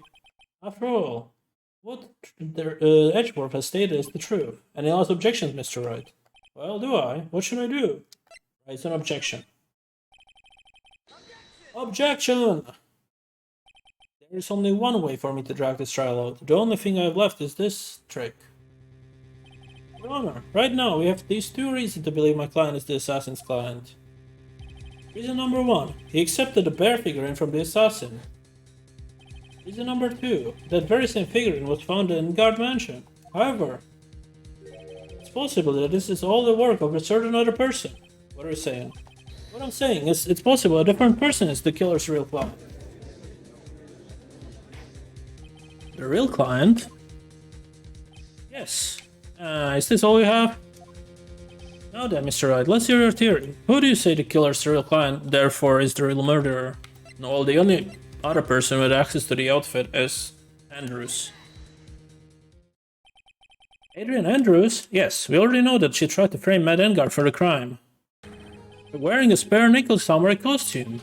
Ah, then the nickel samurai's arm that I saw, that could have very well been Mrs. Andrews. But what about Mr. Engard? If you would please recall yesterday's testimony. The defendant was taking a nap during the break period. That's right. Then, finding this figure in Mr. Engard's mansion, it was well-weighed trap set by Mrs. Andrews. Mr. Edgeworth, what is your opinion on this? I can't even begin to count the flaws in this defense's logic. Besides which, there is no evidence to support it. However, I can fully discount this possibility either.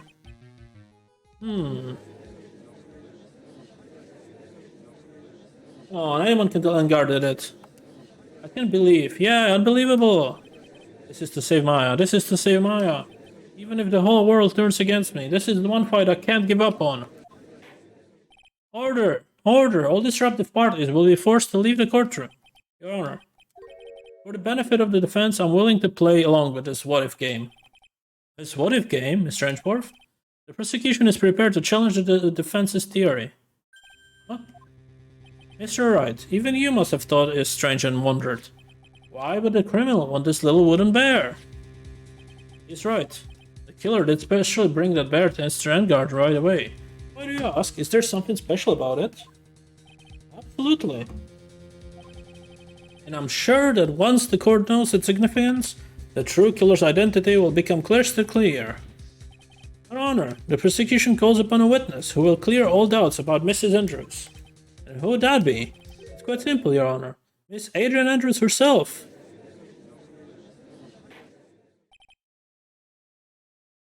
I see. Well done. The court will take a short 10-minute recess. The prosecution will prepare the witness in that time. Yes, Your Honor.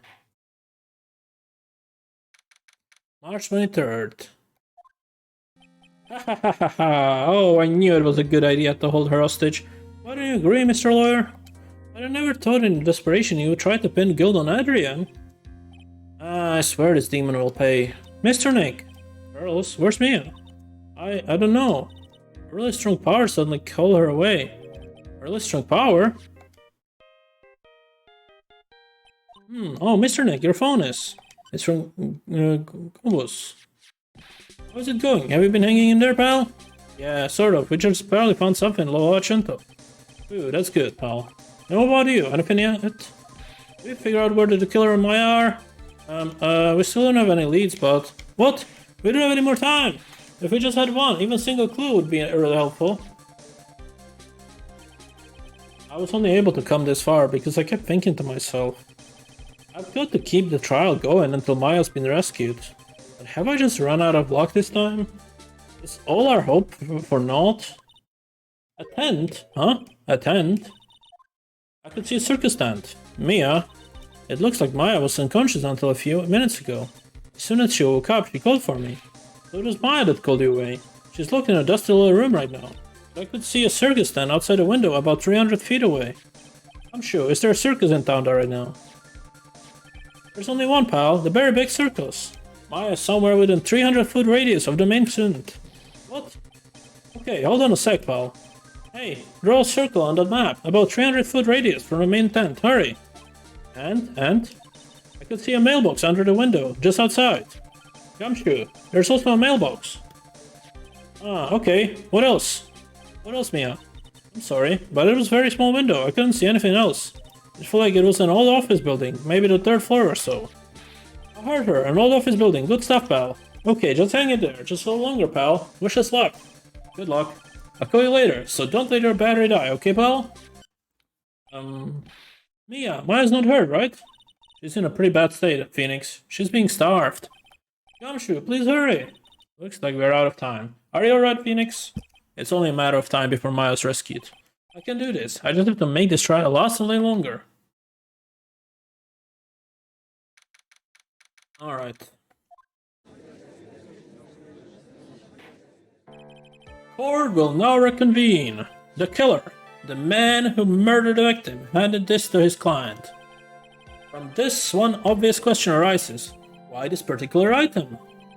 I believe the answer to that question will provide us with the name of the real culprit. Now then, the prosecution calls the defendant's manager, Adrian Andrews, to the stand. Currently, the witness is accused of tampering and obstructing of justice. However, you have been called to the witness stand today, it is certain. Who exactly is guilty of murder? Understand. Very good. Now, have you ever seen this bear before, Mr. Andrews? Of course I have. You have seen it before? That's right, it's only natural that the witness has. Miss Andrews, could you please enlighten the court to this bear's secrets? Alright. Why? Why does she? The bear figurine. Actually, this is an elaborate puzzle. If you know the correct order, it can be taken apart one piece at a time. At its center is a small cavity with just enough room to store a small item. Because of its complexity, if you don't know the order, you can open the bear. You really can't tell that it's a small jewelry box just by looking at it. So this figurine is a container of sorts, is it? Yes, looks can be deceiving, wouldn't you agree? Yes, this is superb craftsmanship. Oh yes, I nearly forgot. You may begin your cross-examination, Mr. Wright. It looks like there really was something to add to that bear after all. Okay.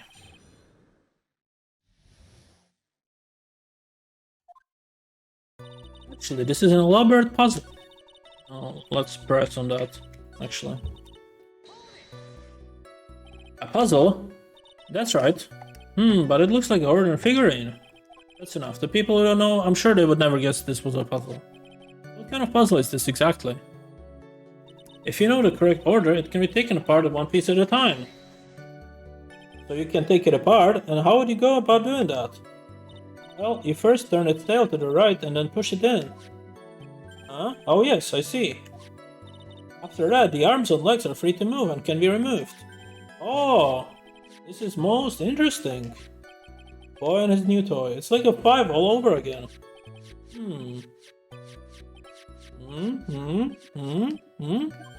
Oh, don't mind me. Go ahead and carry on. I think he's lost it. So what do you find after you take the puzzle apart? Its center is a small cavity which has enough room to store a small item. Now how do you know about this? I know because I was the one who bought it. Huh?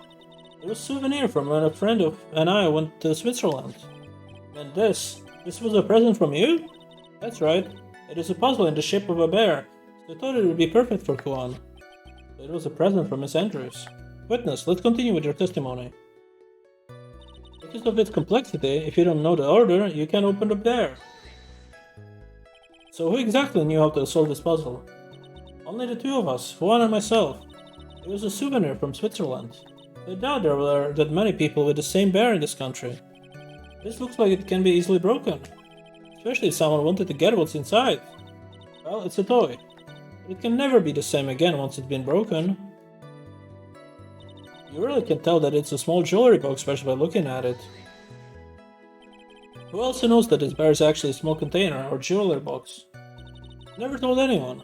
And as long as one never told anyone either, then only the two of us knew. Two of you, huh? And of course that means Mr. Engar didn't know, right? I think this is about all I'm going to get for now. Figurine updated in the court records. Well, Mr. Wright, I think even you have come to realize that there is one very important fact that we have uncovered, and that is that this bear is actually a jewelry box. Now that we have agreed to this point, there is only one logical question that can come next, and what that is? What is inside this box? What's inside? That's right. That's what we are going to find out next, witness. Yes? You are the only one who can open this. Please. There's a painful. All eyes are on Mrs. Andrews, and now she solves the puzzle.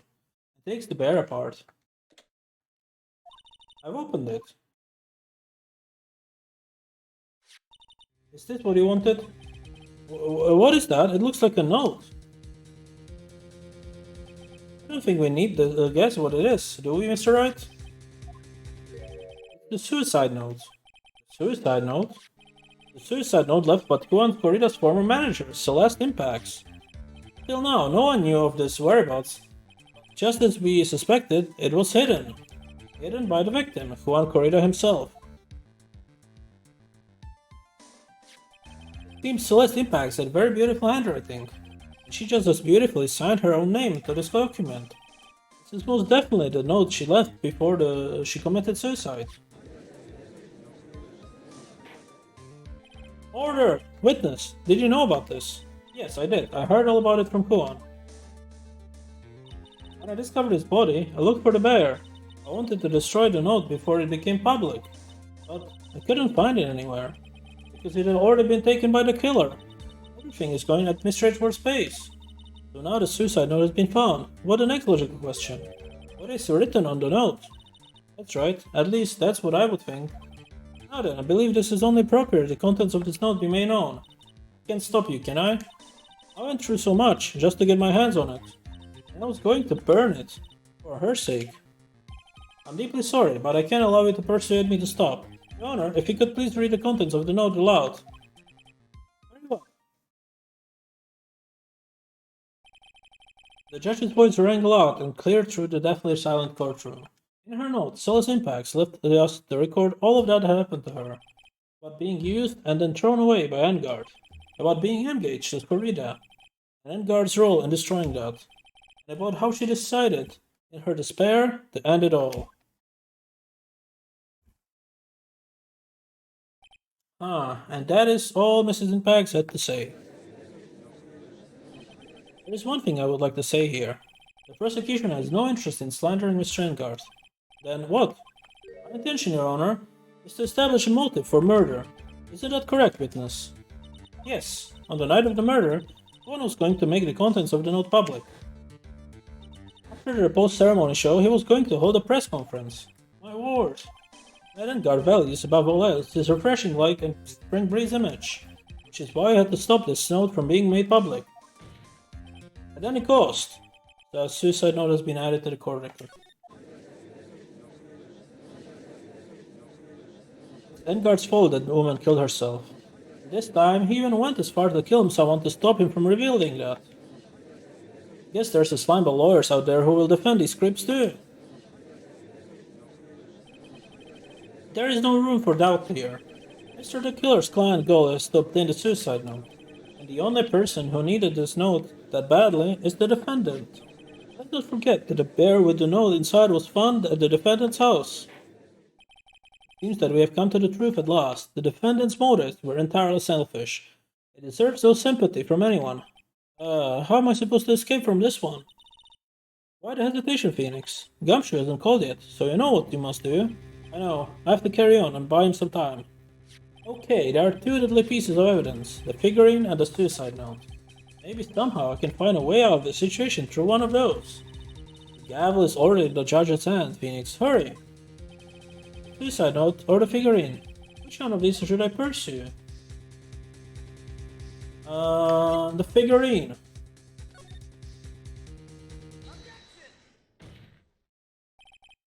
Please wait, Your Honor. Oh man, look at that. He's still going at it? The assassin took this with him from the crime scene after murdering Mr. Corrida. At the request of his client, of course. So what's your point, Mr. Wright? I don't think it's possible that Mr. the Killer's client was Mr. Enguard. In fact, I think there's a contradiction here. Huh? You can't tell just by looking at it this bear that it's really a jewelry box. The chances that Enguard thought the note was inside his bear are 0 to none. Oh, I didn't think of that way. Exactly, but I did think of it that way, and I thought it was rather strange. After all, there is no reason why Mr. 𝐒𝐤𝐽𝐜 would ever want a jewelry box like this. Order, order! You made a valid point, Mr. Wright. Mr. Edgeworth, what is your opinion? It was just a flash, but I think I did rather well on this one. Fortunately, I think they believes differently. I believe a show of appreciation is in order. Huh? The defense seems to be in love with wishing more despair upon itself. Huh? I would like to direct the court's attention to this. What is that? It's a very small video camera, Your Honor. This type of camera is commonly used as a means of spying. Spying? What the? I thought that spy camera was in my possession. And 𝐒𝐤𝐽𝐜 and the victim both thought of the other as their biggest rival. They even went as far as to use this type of item to find each other's weaknesses. And the victim, 𝐒𝐩𝐞𝐜𝐬, was being spied on. His personal life was being watched by none other than 𝐒𝐤𝐽𝐜. Order, order, order! Aha, Mr. Wright. Yes, Your Honor. You, don't tell me you knew about your client's spying activities. Well, sort of. Sort of is not acceptable answer, Mr. Wright. You're confused, Mr. Wright. You're probably thinking, but I have the camera that was in the stuff by Acer. Aye. But this camera that I have is not the same one. Last night I searched the victim's house on a hunch. Using this. Sumptuous box sweeper.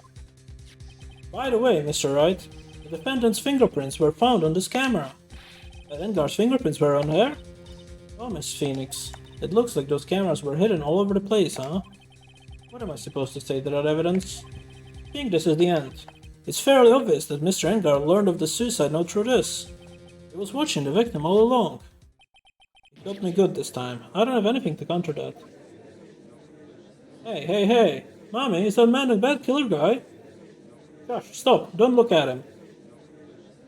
The way he's sweating is just so, ooh, nasty. Phoenix.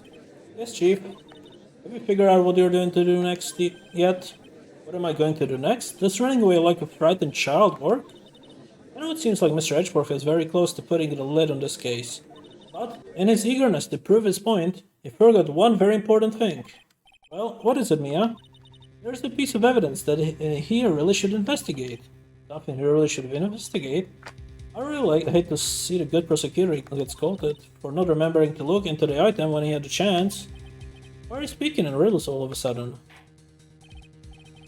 Alright, I think it's time we finally get to understand everything. Well, Mr. Wright, you don't have any further objections, do you? What piece of evidence that Mia is talking about can I figure out? That it still needs to be looked at, or should I let it go? Present evidence. I have an objection, Your Honor. Huh, that was about the weakest objection I've ever heard, Mr. Wright. Your Honor, the defense has no intention of letting this go so easily. You're beginning to sound desperate. That's just your imagination, Your Honor. Mr. Edgeworth, this is not like you at all. Huh? In your eagerness to prove your point, you've forgotten a very important thing. Hey, isn't that what I just said? So you're telling me that I forgot something? You're too close, Mr. Edgeworth. But there's something you really should examine about this piece of evidence. Tell us suicide note. That is Miss Impact's suicide note, right? Who knows? Huh? I mean, sure, the suicide note was found inside his bear, but his bear was in my possession until only a few moments ago. Which means the handwriting on the suicide note has yet to be analyzed. Oh. So, as to whether this pivotal piece of evidence was really written by Miss Impact or not, that has yet to be even remotely confirmed. Mr. Wright, you can't be seriously... Mr. Wright, are you saying this suicide note is fake? Miss Andrews, you were the one who tried to pin this murder on Mr. 𝐒𝐤𝐽𝐜.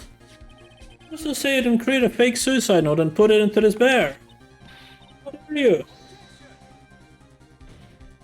Honor, the defense is indiscriminately accusing witness again. There is no evidence linking the witness to the suicide note whatsoever. If it's a fake, And only the witness the only person who could have made it. What? Recall the witness's testimony concerning his figurine. The only person other than the victim who could have solved the puzzle is the witness herself. Ah! Miss Andrews, you wrote this note, didn't you? You wrote it so you could use it to frame Miss Strandgard. I did no such thing. Right, if you're going to pronounce this suicide note a fake, then show this court some evidence to support your theory. Mr. Edgeworth, you were the one who presented this scrap of paper as evidence. That means the burden of proof lies with you, the prosecution. Ah! That's enough. Mr. Edgeworth, can you confirm the handwriting on the suicide note? It's as if the defense has stated, the handwriting has yet to be analyzed. If that's the case, it seems that yet again we have reached a point where a verdict is impossible. Imposed? That's impossible! This isn't good, Phoenix. The judge is going to carry this trial over one more day. I don't think Maya will physically be able to make it another day. I didn't want to have to do this, but I don't have a choice. I request that both the prosecution and defense further investigate. Handwriting analysis, my butt! That's just a lawyer trying to buy more time! Edgard is guilty! Look, any idiot can tell you that! I think we've reached the end of the line. Guilty! Guilty!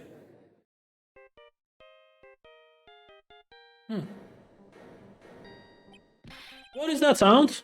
It's Gumshoe. Hello, Gumshoe! What is with him? What's with that sigh? Where's Maya? What happened to the killer? He got away. What? I'm sorry, pal. I really am. I don't know what to say. Besides, I'm sorry. Wish there was some way I make it up to you. I really do. Anyway, what's going on? Found his hideout, pal. But the two of them were already gone. This is terrible. I'm going to keep looking for them, pal. Don't even worry. I just need a little more time. But don't tell me we don't. Don't tell me we don't. We don't have any more. Guilty, guilty, guilty. Do you hear that? They're calling for his head. Mr. Wright, I can't. For us to come this far and... Oh, what is it? Let me talk to Mr. Edgeworth. I can't do that. Mr. Wright, could you please get a hold of yourself? Yes, Your Honor. I'm about to end today's proceedings. You may take your phone calls after. Hold on, Your Honor. Edgeworth, catch! Mr. Edgeworth, please, you've got to buy us some time. Court is in session. Huh? I'm sorry, Your Honor. You were saying? Mr. Wright, this is a court of law. I'm sorry, Your Honor, but... I'm reluctant to do this, however. It appears that I have no choice but to suspend proceedings until tomorrow. This time I really can't do anything. Court is now adjourned for the day.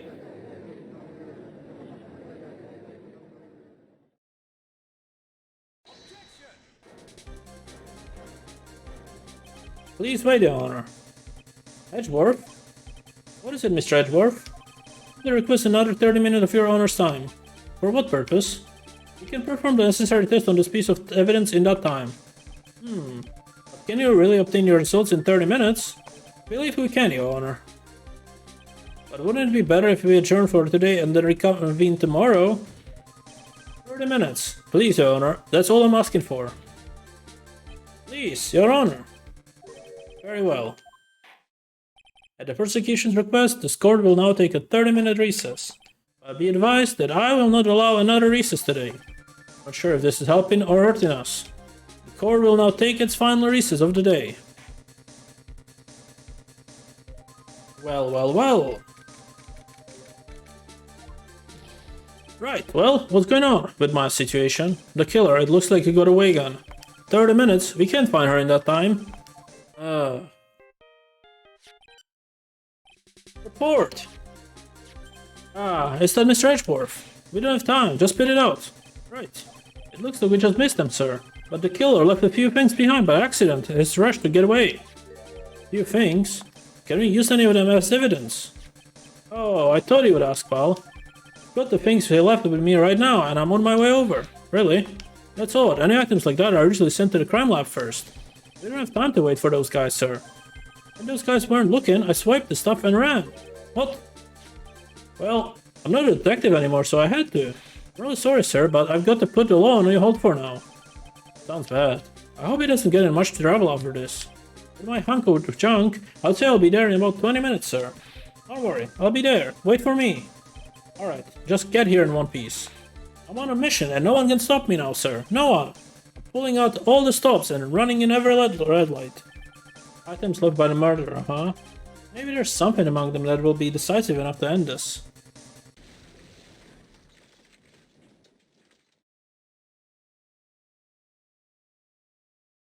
Hey, what's wrong? Detective 𝐒𝐤𝐞𝐬, answer me. No one can stop. What happened? It sounded like he had an accident. I'm guessing his cell phone broke as well. What was the thinking? We've gotta hurry and call for help. But we have no idea where he is. His cell phone is broken, and he wasn't driving a patrol car, so no radio either. Also, if we don't get to those items before they do... No, we can let that happen. Well, if there is a way we can find out where he is, then we stand a chance. Why did 𝐒𝐤𝐿 have to get into the accident now? Is there any way to find out exactly where he is at this moment? There is a way. That's right, there is a way. What? How? I'm sure we can find out where Detective 𝐒𝐤𝐿 is. Where is it? No.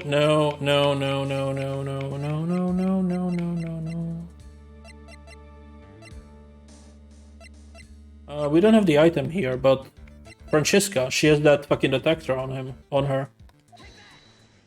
Why are you bringing up Franziska at a time like this? Oh, I see. I'll try to get in contact with her. The chances are slim, but she's all we have. Franziska, will she even want to help us? 𝐒𝐤𝐿𝐻. What is it? I don't have any right to judge anyone ever again. I know my client is guilty, but what I'm doing now, I'm pinning the guilt onto someone totally innocent and using the evidence to do so. It might be my turn to say, Defense Attorney Phoenix Wright chooses death. Right. It doesn't suit someone like you to cry useless tears. Whether you did your job well or not, that can only be seen after the verdict has been decided. The verdict? Is Prosecutor 𝐒𝐤𝐿𝐻 here? Yes, bailiff. There's a phone call for you, sir. They said it was urgent. They're probably finished with the handwriting analysis. I have to go take this call. In the meantime, think hard about what this is you must do. Okay.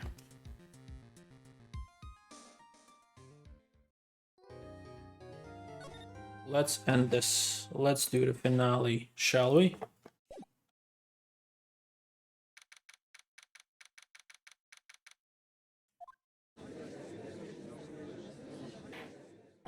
Court will now reconvene. I assume both sides are ready. Yes, Your Honor. Yes, Your Honor. I can understand the defense acting like this. However, why do you also seem distraught, Mr. 𝐒𝐤𝐻𝐿? It's nothing, Your Honor. What's wrong with 𝐒𝐤𝐻𝐿? It looks like something unexpected just happened to him. Now then, Mr. 𝐒𝐻𝐿, if you could please tell the court the results of the handwriting analysis on the Mrs. Impact's suicide note. Yes, Your Honor. Unfortunately, we've discovered that this suicide note is a forgery. What? What do you mean, Mr. 𝐒𝐻𝐿?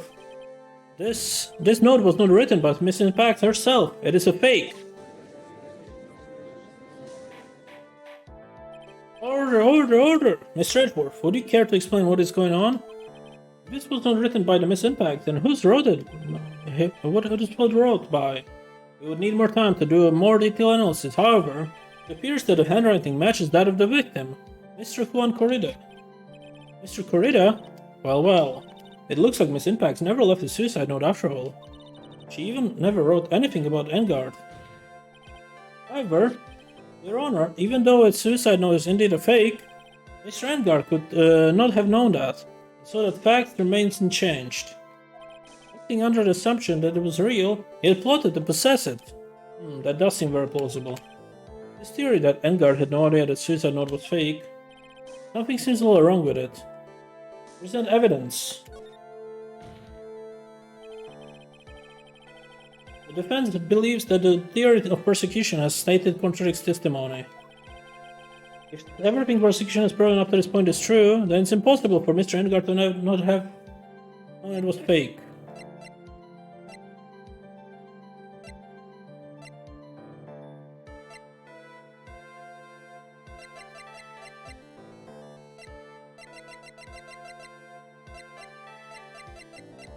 The spy camera. What is this little item called again? A video camera, Your Honor. Well, a very small one, but... Oh, that's right, a camera. Oh, you kids are your fancy toys nowadays. Mr. Edgeworth, earlier you claimed that Mr. 𝐒𝐤𝐽𝐜 knew of the existence of this note because he was spying on the victim, isn't that right? If that were true, then this means Mr. 𝐒𝐤𝐽𝐜 would have known that the victim had forged the note. Ah! So then the defendant knew the suicide note was fake. And if that's true, then the situation has suddenly changed in a very dramatic way. Exactly, Your Honor. The prosecution's theory was for that the Mr. 𝐒𝐤𝐽𝐜's motive for murder was it has suddenly disappeared into thin air. Your Honor, it's not as if Mr. 𝐒𝐤𝐽𝐜 monitored Mr. 𝐒𝐤𝐜 24 hours a day. Perhaps the victim wrote the note in a place Mr. 𝐒𝐤𝐽𝐜 didn't know of. Well, right back at you, Mr. Edgeworth. Why don't you show us some proof that the victim made a forgery in an unknown place? Order, order, order, Mr. Edgeworth. It looks like it's this time. It is you who has dug his own grave. As I figured. Huh? As you figured? As I figured, it came down to this after all. Mr. Edgeworth, you're not making any sense. When I heard the results of the handwriting analysis, I thought this might happen. The question is, what's next? What next? If the prosecution can't prove Mr. 𝐒𝐤𝐽𝐜's motive through evidence, they must prove it from another angle. Well, I agree with you there. Honor, the prosecution would like to call a witness to the stand at this time. Oh, well that's fine. However, this witness is a little unusual. Edgeworth stuttering, that is not like him at all. Unusual? Well, what sort of witness is this person, Mr. Edgeworth?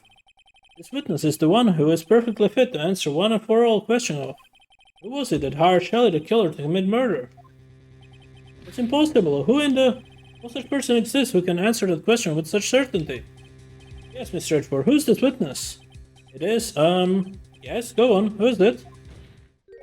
The man himself, Mr. Shelley the killer. Oh, Mr. the killer. Oh, wait! Shelley the killer? You mean the killer, I mean the assassin? Yes, Your Honor.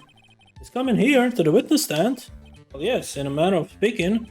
I recognize that this is a very unusual circumstance, so I ask you for permission. Well, Mr. Wright? Yes? Is this alright with you? Do I have a choice here? I can't really do much else to drag this trial out. The defense has no objections, Your Honor. I wonder if it really is alright to do this. Very well then, the prosecution calls its witness to the stand. Edgeworth, is there no other way left to us?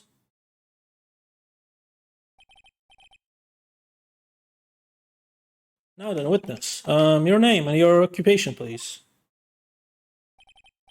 Very good, sir. My name is Shelley the Killer, and I'm a professional assassin. I say, what is going on here, Your Honor? How can you remain so calm, and what is the meaning of this two-way radio? Actually, Your Honor, it was delivered to me just now, and it came with a condition. As long as we do not trace its source, Mr. the Killer will testify to this court. But this must be what the urgent phone call he got earlier was about.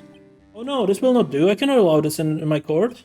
First of all, we can't even be sure this is really Mr. the Killer himself. Witness, please present some sort of proof that you are, in fact, Shelley the Killer. I understand. Please wait a second. Huh? I'm so hungry! Hiya! A voice? Mr. Wright, can you confirm anything from this? The defense has no objections to this person. We're satisfied that this man is indeed Shelley the Killer. Looks like we have to run into yet another unexpected turn of events. Well, it doesn't seem like we have too many choices under the circumstances, so... Now then, witness. There is one thing I would like to confirm before we speak of anything else. And what would that be? At the request of a client, you killed Mr. Juan Corrida. Is this correct? It is as you say. I didn't need to kill Mr. Corrida. Now that we have answered that, let's move on to the name of your client. Well, this is all just a bad dream. Yes, that's it, a bad dream. Shelley the Killer, what is he going to say?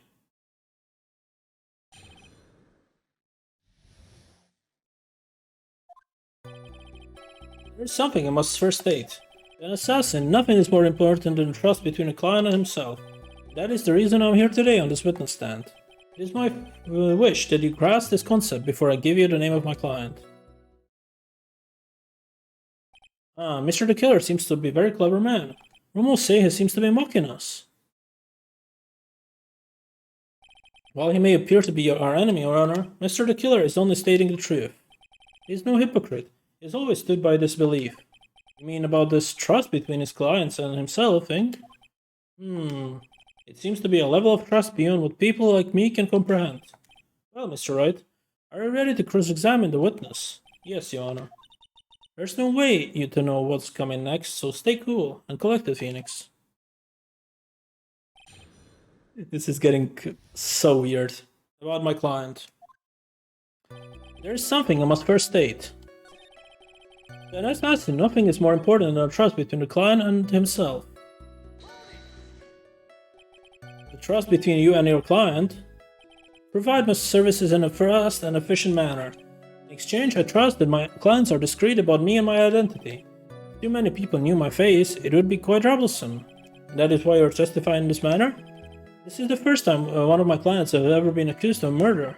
I must preserve the killer name so my clients can trust me. But couldn't someone stab you in the back and just break your trust? It has never happened before, but if it ever did, yes? The person wouldn't be a client for very long. But certainly, that's enough, please no more. Very well, it was only hypothetical anyway. That is the reason I'm here today on this witness stand. That seems a little strange to me. I mean, you're about to tell us the name of your client. I would think that this would be very bad for them. It doesn't matter to me. This client has already broken the rules and acted outside of the prescribed role. The role? This person tries to implicate another of the crime in order to save themselves. This is a trespass that cannot be forgiven. Who gave you the right to be so high and mighty? The gentleman who spoke just now. Excuse me, but would you care to die? No, I didn't say anything. The judge had better watch himself.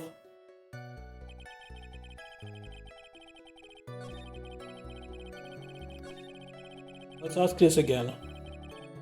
Because the trust was broken. The trust between you and your client, I provide my services in a fast and efficient manner. In exchange, I trust my client's discreet about my identity. These are the rules. I'm sorry, but I was wondering about something you just said. You said that your client had already broken the rules. The person who frames another is the worst kind of human. And that's why you feel you can betray this person? I have no trust relation with the client who can't understand their assigned role. Just by luck, an assassin with a conscience. Who would have figured? Now then, everyone, do you think you can understand my logic? This case just keeps getting better and better. If you can't, then I'm afraid we can't proceed. Everyone understands your point. I think. Really.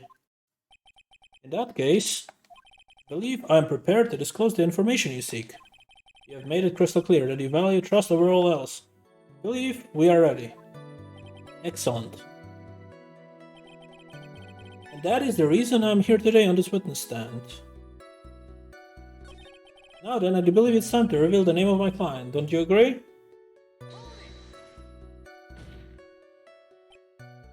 What is it? Now I can bring myself to ask the client's name. If you can ask Mr. Wright, then I will. Witness. What is the name of your client who requested the murder of Juan Corrida? That person's name is... Adrian Andrews. What? Witness. That's not who you told me it was earlier. Pray tell, what are you talking about, Mr. Prosecutor? I should think I know my own client, it is Adrian Andrews. What?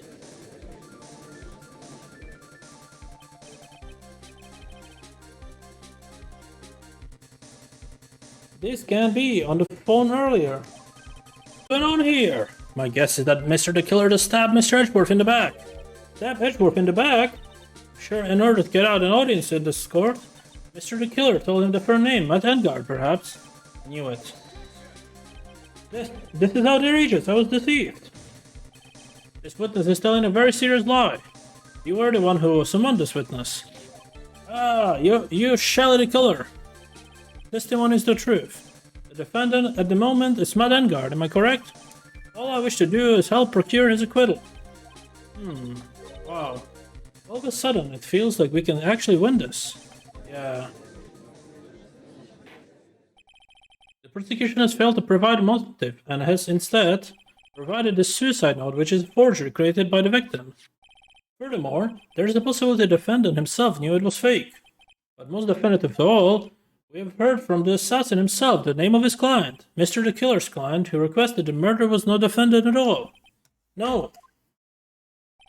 With all this evidence, it is obvious to me that this means that Mr. 𝐒𝐻𝐞𝐜𝐬 is innocent. I seem to have caused you all a bit of confusion. Please continue your discussion and call me when you have reached a verdict. Bailiff, please bring Miss Adrian Andrews in immediately. What now? With the way this is going, 𝐒𝐻𝐞𝐜𝐬 will be found innocent. This may be our last chance to save Maya. Yeah, but Edgeworth is right. The killer is lying. And 𝐒𝐻𝐞𝐜𝐬 is my client. I know he's guilty. Can I live with myself if I win this?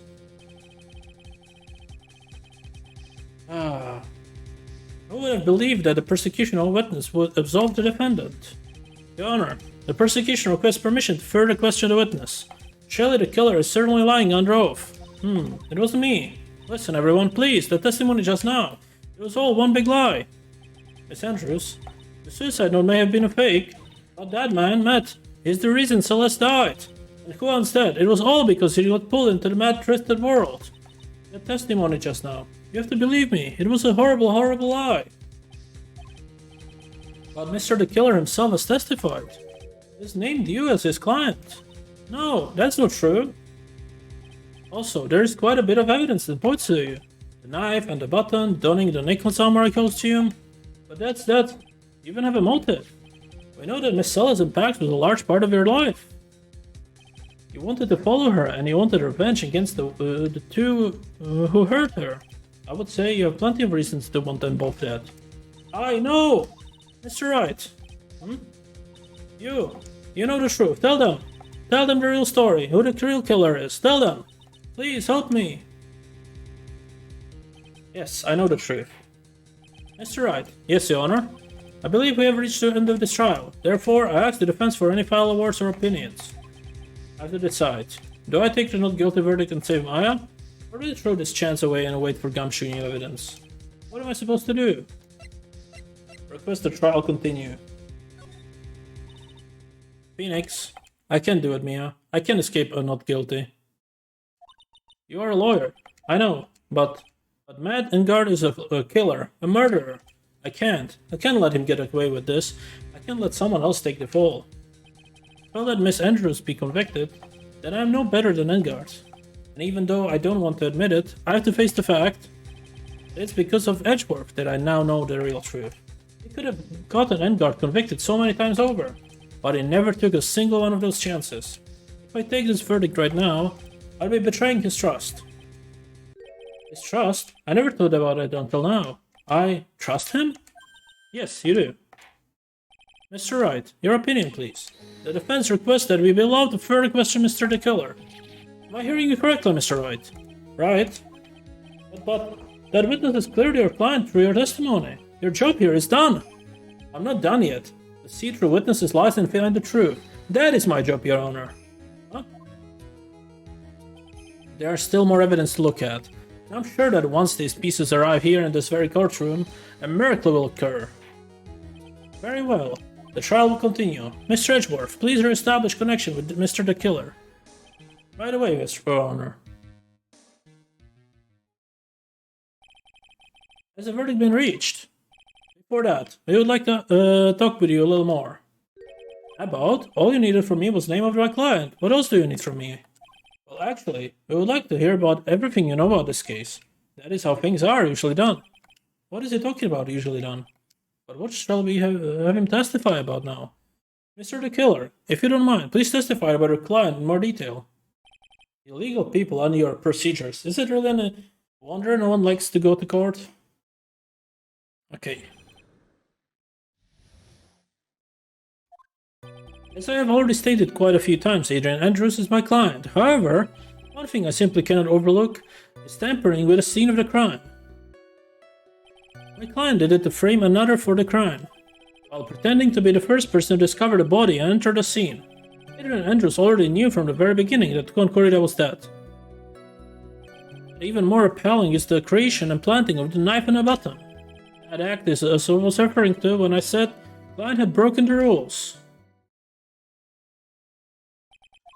This is the most unexpected turn of events for the 5th time now. However, this time everything is finally revealed. Just a second, Your Honor. Yes, Mr. Edgeworth? We still have the cross-examination to do. But you don't need to question testimony like this. Do you, Mr. Wright? Your Honor, the defense will question the witness. As if I have a choice here. Huh? Why? What is this witness said is nothing but beneficial to the defense's case. You scrutinize the testimony then, and I'll expose the lies that is so beneficial testimony, I suppose. I don't understand what's going on anymore. That makes 2 of us. About my client, part 2. Alright, he's not gonna lie. He's not gonna lie. He's not gonna lie. He's not gonna lie. Adrian Andrews already knew from the beginning that Corrida was dead. That's not true, because she poured herself a wine bottle and left fingerprints. Thank you so much for taking the time to testify, Mr. the Killer. What is the meaning of attitude? When Adrian Andrews entered the victim's room, your client had no idea that Corrida had been murdered. But how? How do you know that? From this wine glass, Your Honor. Glass? Mr. the Killer's supposed killer client thought Mr. Corrida had only fainted, which is why this glass of tomato juice was poured on for the victim. Isn't that just a part of Adrian Andrews' calculated plan? That is not possible, Your Honor. This glass bears the fingerprints of that person. Had it been planted, they would never have left their fingerprints behind. It's your point. Mr. Edgeworth, what is your opinion? Strangely enough, I had the same exact thought just now. Witness, how do you explain this strange phenomenon? Isn't that a waste of time to ask about such a minor detail? It's not a very important point anyway, correct? I'm afraid you're mistaken. If Adrian Andrews truly is your client, as you claim, then your client should have had knowledge of Mr. Corrida's death. If not, then that can only mean that Adrian Andrews was never your client at all. How strange. Yes? Why is it that the attorney has yet to raise an objection at this absurd situation? Phoenix, if the killer figures out what we're up to, we're in trouble. Yeah, I know. Mr. Edgeworth, I'm surprised. You know you can't say things like that without any evidence. Ah, sorry. Well, that was an awfully weak objection for the 2 of you. Anyway, I'm positive there was a contradiction in the testimony. The prosecution requests further testimony concerning when the request was taken. Very well. Right now, I have to buy us more time. While we wait for the items the killer left behind to get here, I just know that the very outcome of this trial lies with those items. Okay. This request came to me, about a week ago. It was a request for my services on the night of the award ceremony. We met at a certain bar to discuss the finalists' few matters. That is what occurred. I trust my memory, and I believe I have made no mistakes. So you physically met your client, huh? That is correct. Meeting one's client is the first step to building trust, in my opinion. I see. Oh, Mr. Wright, your cross-examination, please.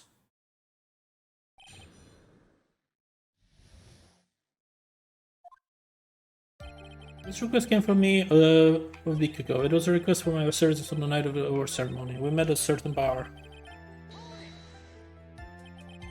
So you physically met Adrian Andrews, right? Of course I did. What was that? Was this a brief pause? Press further.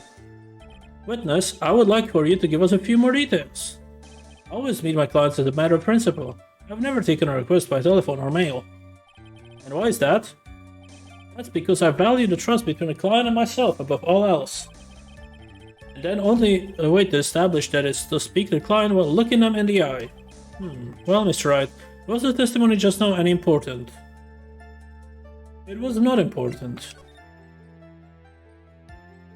Why he meets his clients is not important, and that wasn't the point. Witness, please stop step-siding my questions.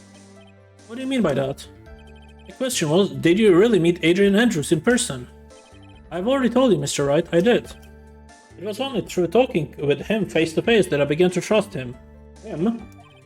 That's when I thought I can trust that person as a client. It's true that they say about talking face to face.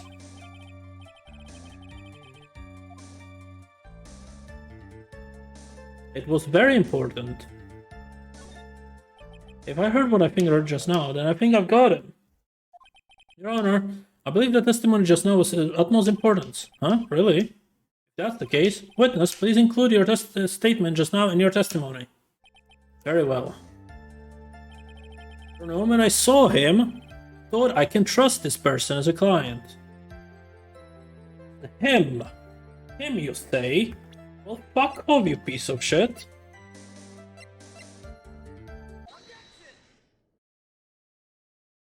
I would like to go over this one more time. You met Adrian Andrews at the bar and took the request at the time.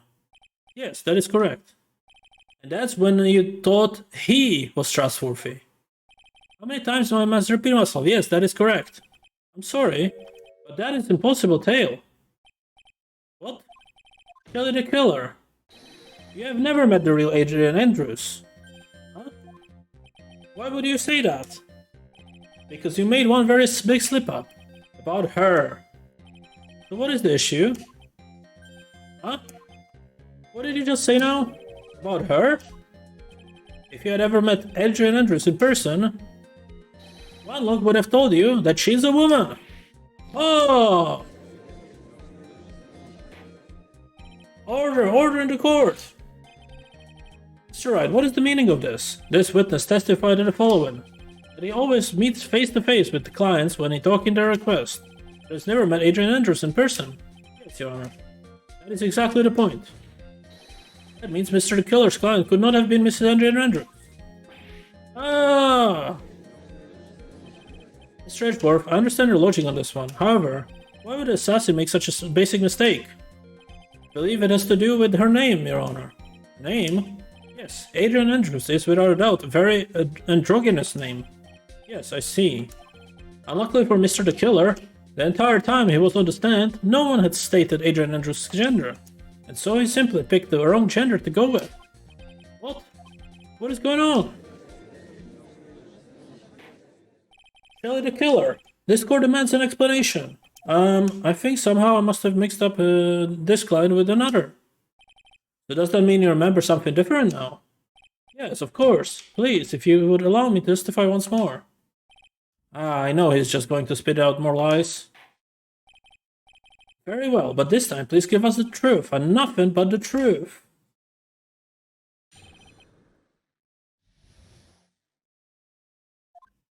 Yes, now I remember. Took that request by mail. There have been times when I took a job without having met a client. The request was for the murder of Juan Corrida and 2 or 3 other small things. When I saw the name at the end of the letter, I thought my client has to be a man. So you took this job through a letter. He didn't mention anything about the letter in this earlier testimony, which means he's definitely lying. Be careful, Phoenix. If you break the assistant's testimony completely, it's over for us. I know, I can make him suspicious, but I think we're okay, like we can do this. As long as he's standing there across from me.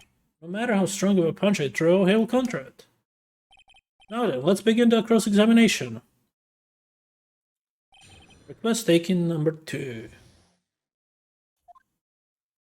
Yes, now I remember, I took the request by mail. There have been times when I took a job without having met my client. The request was for the murder of Juan Corrida and 2 or 3 other small other things. 2 or 3 other things? Yes. What were these other things? A few other things that have nothing to do with this case. What should I do? Should I let him slide with that? I'd be really bad if I pushed this button the wrong way and got mad. Press further. Whether or not they are related to this case for the court to decide. Mr. Attorney. Yes? Everything I have said from the beginning have been nothing but beneficial to your client. Which is why I wonder what is pushing you to continue with this cross-examination. Huh? Could it be that you are planning to betray your own client? I smell the stench of a backstabber. And should you turn out to be one... Wait. Uh-oh, this is looking really bad. Shouldn't press my luck. Alright, I have to think this... Is it worth pursuing? Press further. Can I save? I can save safely. Cool. Press further. Witness, this is a very important matter. Please cooperate and tell us what the other jobs your client requested were. If it's truly that important, I suppose I don't have much of a choice. The bear figurine. The bear figurine. After the assassination of the target, I was to find that figurine. I was told that this job was just important as the actual killing. And where was that figurine? It was inside Mr. Kurita's suitcase. Then, what did you do next?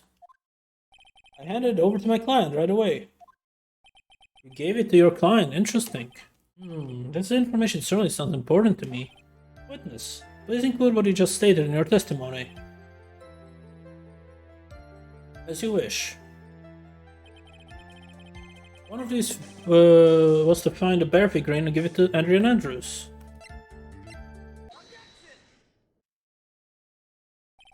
Shelley the Killer, if you had really given the bear to Miss Andrews, this item shouldn't have been inside it.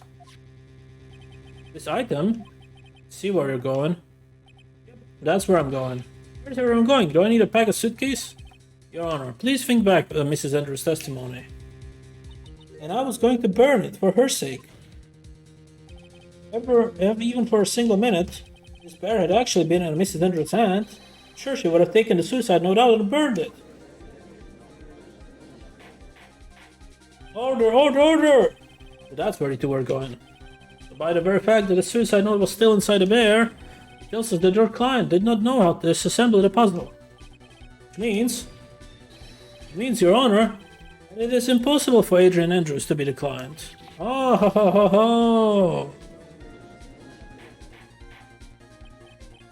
Order, order, order! Mr. Phoenix Wright. I'm sure I mentioned this before. How I hate traitors above all else. I think your cross-examination has clearly demonstrated something to me. You must wish to break your end of the agreement. No, that's not. That's enough. If that's your intention, then there is only one thing for me to do. Wait, please. Gentlemen, ladies, please excuse me. I have a matter I must attend to. No, please, not that. Please wait. Mr. Attorney, bring this trial a speedy end. And I may say that I may stay my hand. Otherwise, What in the Mr. Wright? Are you Mr. Edgeworth? Yes, Your Honor. I don't understand this witness outburst just now. Do you think there's a need to hear more testimony, or is this enough? Well, we should. Of course, we can't do this. If we keep this up, Maya, she will. The prosecution. Aye. What has come to over? Everyone, even you are. The prosecution rests. What is going on around here? The prosecution has no further question, Your Honor.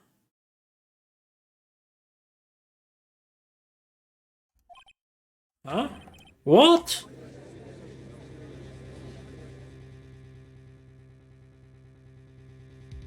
Well, I never thought I would see the day. This is the most unusual situation. Where prosecution rests with no further questions, the prosecution has failed to uphold its stance. If that's the case, then, even though I'm reluctant, I must believe that Mr. the Killer's testimony is accurate. That would mean that Shelley the Killer's client is Adrian Andrews. Mr. Wright. Yes, Your Honor. If I end the trial here right now, then your client, Matt Lingard, would be declared innocent. In his place, Adrian Andrews would be charged with murder. Miss Andrews would be charged with murder? The prosecution has no further questions, so we will now hear the defense's final remark. Bailiff, please bring the defendant, Matt Lingard, to the stand. The items from the killer's hideout didn't make it in time. We tried as hard as we could, but it looks like our time has run out. I can't believe this. The outcome now lies in your hands.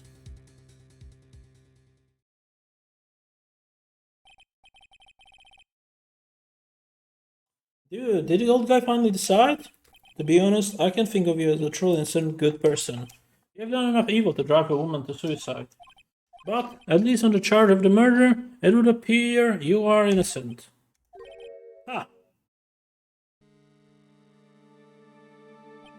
So, I guess even the old fuddy-duddy figured me out. Mr. Engard, what an atrocious lawyer I have. Giving his own client up like this. That refreshing like spring breeze crap, it's just atrocious, don't you agree? Anyway, get on with it and pronounce me innocent already. Right, Mr. Lawyer? Did I side with justice, or should I save Maya's life? You better get Engar guilty sentence, okay? But if I did that, Maya will die! If I say he's innocent, then Miss Andrews will be charged as a murderer. If I say he's guilty or not guilty, either choice I make, someone's life is going to end. It all hinges on what I choose. Now then, Mr. Wright, let's hear the defense's final statement on the remark. If the person who hired the assistant Miss Andrews, then your client, Miss Met Engard, is innocent. Huh. There's no need to ask, old man. After all, my lawyer is going to say what I want, aren't you? Right. I can't do this, but I have to decide something. I can't count on the evidence to help me anymore. I have to listen to my heart. My client, Met Engard, is... Oof.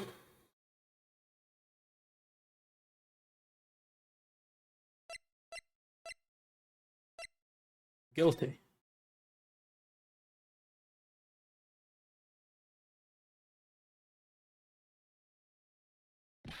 You're waiting for your answer, Mr. Wright. Met Engard, your client deserves an answer. Oh yeah, I'm sorry. Met Engard is...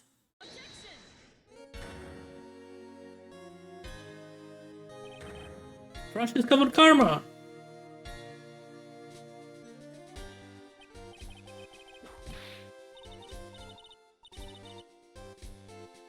You see now, don't you, Mr. Phoenix Wright? This is exactly why you should never take your eyes off that scruffy tool.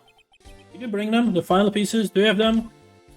You should know better than to ask me, Mr. Miles Switchworth. Von Karma is perfect in every way. The evidence is here in perfect condition. Don't worry about Scruffy, he's fine, and his injuries are minor. All of the items are inside this. What a filthy old coat is this? That's gumshoes. You can spot his tattered rags everywhere. Apologies for this ugliness, but there was nothing else to wrap the items in. I fought long and hard this whole trial, all for what is inside that raggedy coat. I'm sure that inside that coat lies a crucial piece of evidence. Your Honor, inside that filthy coat are the defense's final pieces of evidence. Your final evidence?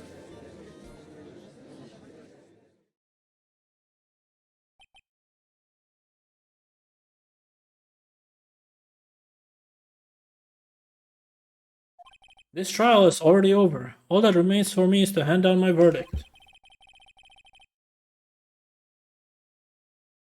I don't believe that any evidence presented now would change the outcome of this trial.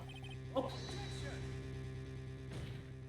Your Honor, it is our duty to examine every piece of evidence down to the last. I request that Miss Von Karma be allowed to present these pieces of evidence. I suppose you're right, Mr. Edgeworth. I grant permission to do so. However, this one obvious rule applies here. If these items do not bring up any new points, then they will not be accepted by this court. Now, Miss Von Karma, if you please. These pieces of evidence are items left by the killer during his escape from the police. Must have been in quite a rush. Yes, Your Honor. The killer left 3 pieces of evidence. Somewhere among the evidence we are about to see, there will be something that will turn this whole situation around like a miracle. I'm sure of it. That is all we have to hope for. The first item is a pistol. Does the killer pistol have anything to do with this case? Question for more details. Does that pistol have any relation to this case? We have yet to perform a ballistic test, so I can't say anything for certain. However, I believe it has something to do with this case, at least with me. Huh? That's the pistol that he used to shoot you, isn't it? That's what I believe, yes. Oh. I kept the bullet they removed from their shoulder as a sort of memento. I'm sure it will be an excellent sample for the test. So that's the pistol that was used to shoot Franziska. It's probably not going to help us very much. Pistol added. The second piece of evidence is this videotape. I bet the killer took that from Engard's mansion. Question for more details. We checked the contents of that tape. Unfortunately, there was no time to. Oh yeah, but I will speculate that this tape is very important. Why would I say that? Because he came back to his hideout for it. The killer went back for it? That's right, it looks like he was trying to recover it. He injured 3 of the officers on the site. Somehow it looks like they managed to protect it from the killer. Shelly the killer is no ordinary man. The last piece of evidence is this bellboy's uniform. Is that a uniform from the Gatewater Hotel? Question. What was that used during the crime? I'm almost certain it was. There's even a pair of black leather gloves in one of the pockets. There's no doubt about it. The killer was wearing this on the night of the murder. There is one thing I found interesting about this uniform. Notice that? There's a button missing on his uniform. A button? It's a very unique button. I'm sure if it were to recover it, it would provide us with an interesting clue. Bellboy's uniform added to the court record. That is all I have to present, Your Honor. It's just as I thought. And what is that, Your Honor? I'm sure we were under normal circumstances. These items from Shelly the killer's hideout would be very important clues. However, our question is not who did the killing, it is who is the client. Yes, that is the correct. And these three items do not tell us anything about that. Thank you for your hard work, Miss Von Karma. You may step down now. Wait, Your Honor. Please allow me to examine this new evidence. Overruled. This court already has all the evidence it needs to hand down a verdict. Wonderful, absolutely splendid. This judge is such a burly man, isn't he? This is the end. Phoenix, I knew it. There's no such thing as a miracle in this world, is there? I think you're wrong. I think they do exist. But you have to make that miracle happen. You've come this far. You can't give up now. But no matter what, no matter how you think about it, it's... Try for my sake. Just think about it for a second. Let's save.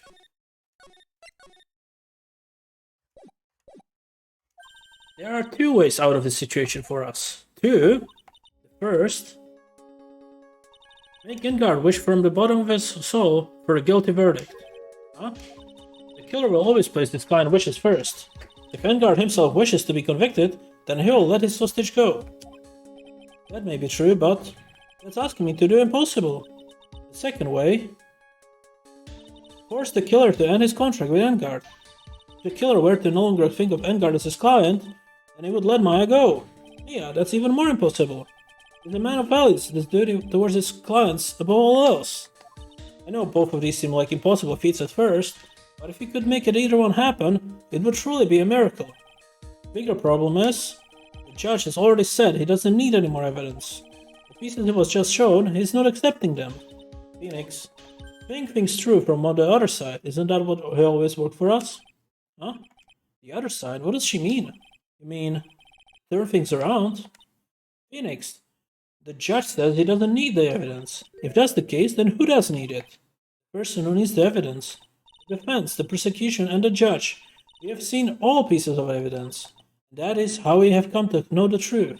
But there is one person who has yet to see them all, and that person does not know the truth. That truth, it may be what will bring it this miracle in the end. There are no objections this time, correct? Now then, I will pronounce my verdict. Why don't we all sit back and listen, kids?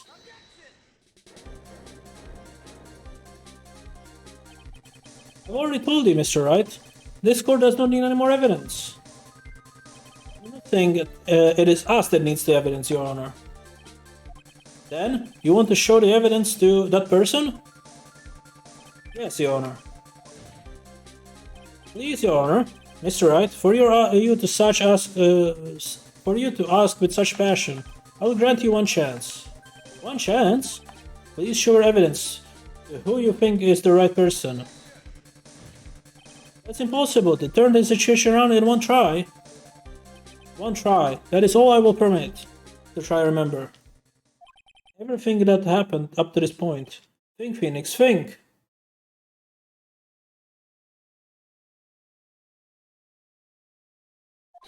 There must be a way to save Maya while taking Ngeard down at the same time.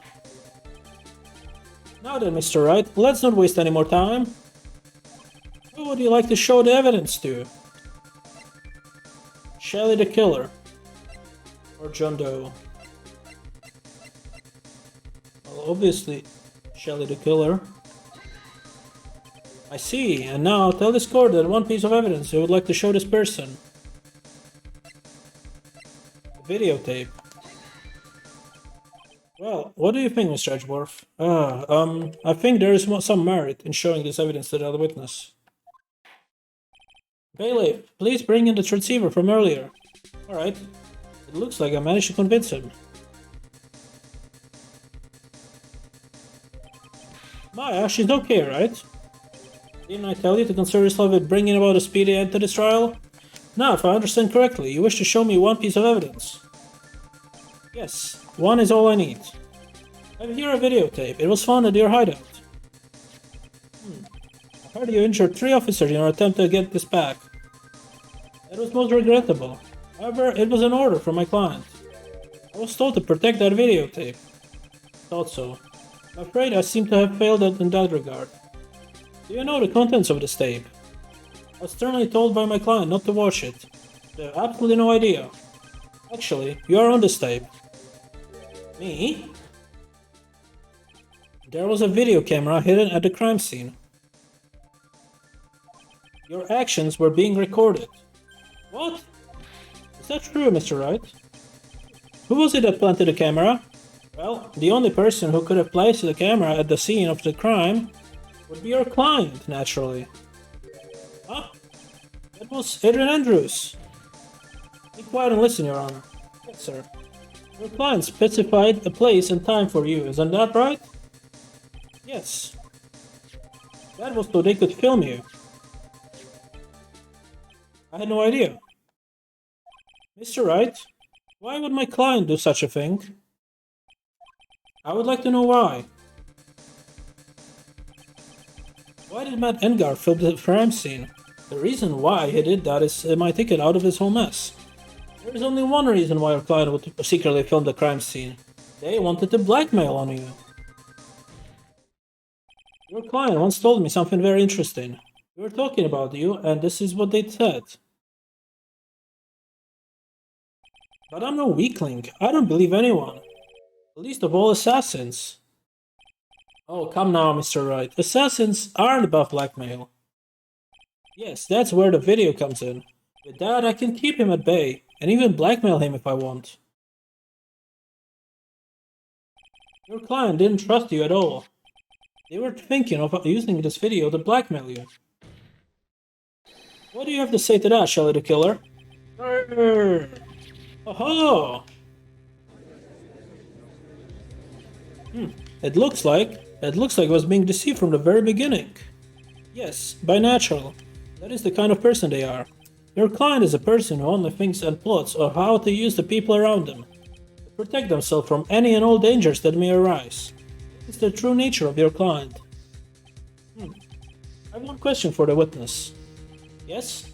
You told us one thing numerous times during your testimony. You said that you detest all traitors, most of all.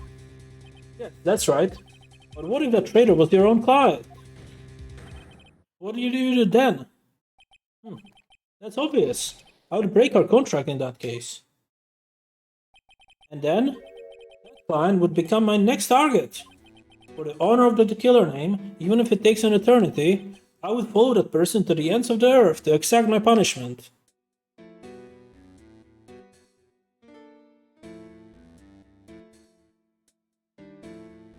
I see. That's all I wanted to know.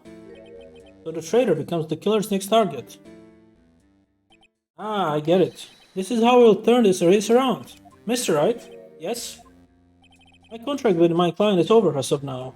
I seem to have a new job on my hands. I will now return to you, your precious item. What the? I'm not an item! Maya, I thought I'd never see you again. Oh, thank goodness.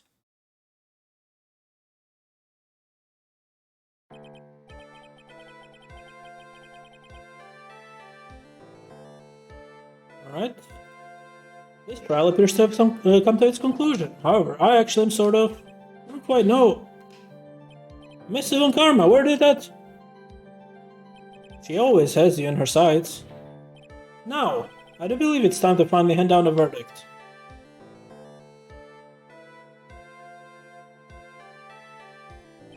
Mr. Edgard. It looks like somehow you got what you wanted. You will finally receive the acquittal for you wanted so badly. You should be happy. Before that, I would like to make one final statement. Sometime in the near future, one very betrayed assassin may appear before you. Needless to say, that man is very good at what he does. I'm sure you would understand what I mean if you watch this video. Help me! Now then, Your Honor, the verdict if you please. Is that alright with you, Mr. Wright? We have finally reached the end of the very long battle. Whether he's convicted or acquitted, there's no escape for him now. Go on, Mr. Phoenix, plead whichever way your heart tells you. Right, Chief. Plead guilty. We don't trust vigilantes, we don't trust assassins. Madam Guard, even though I'm a lawyer, I cannot make you your crime disappear. I think guilty verdict is appropriate here. Me? My wonderful self, guilty? Even if you got an acquittal, the instant you set foot out the detention center, your life would be in danger, no matter which way you look at it. You can't run away from your crime anymore. No! Guilty, guilty, guilty, guilty, guilty, guilty, guilty!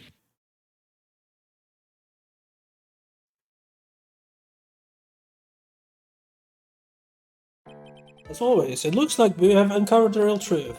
I remember you helping out this much. Mr. Edgeworth, how is Madame Guard? I've left Mr. Karma in charge of his incarceration. I'm sure he's getting a full course meal of a whip letter right about now. Very good. That was a close one, wasn't it, witness? Yes. I plan to pay my debt society for my own crime, Your Honor. The first time I was called to the witness stand during this trial, all I felt was despair. She must be talking about the time Edgeworth really went after her.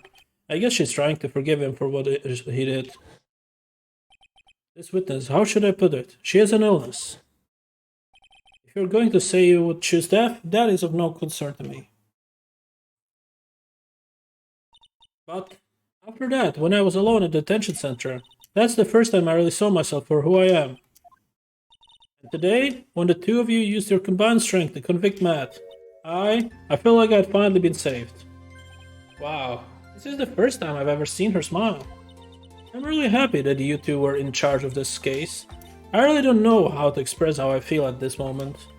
This is the first time I've felt comfortable with myself, with who I am. Thank you so much, everyone.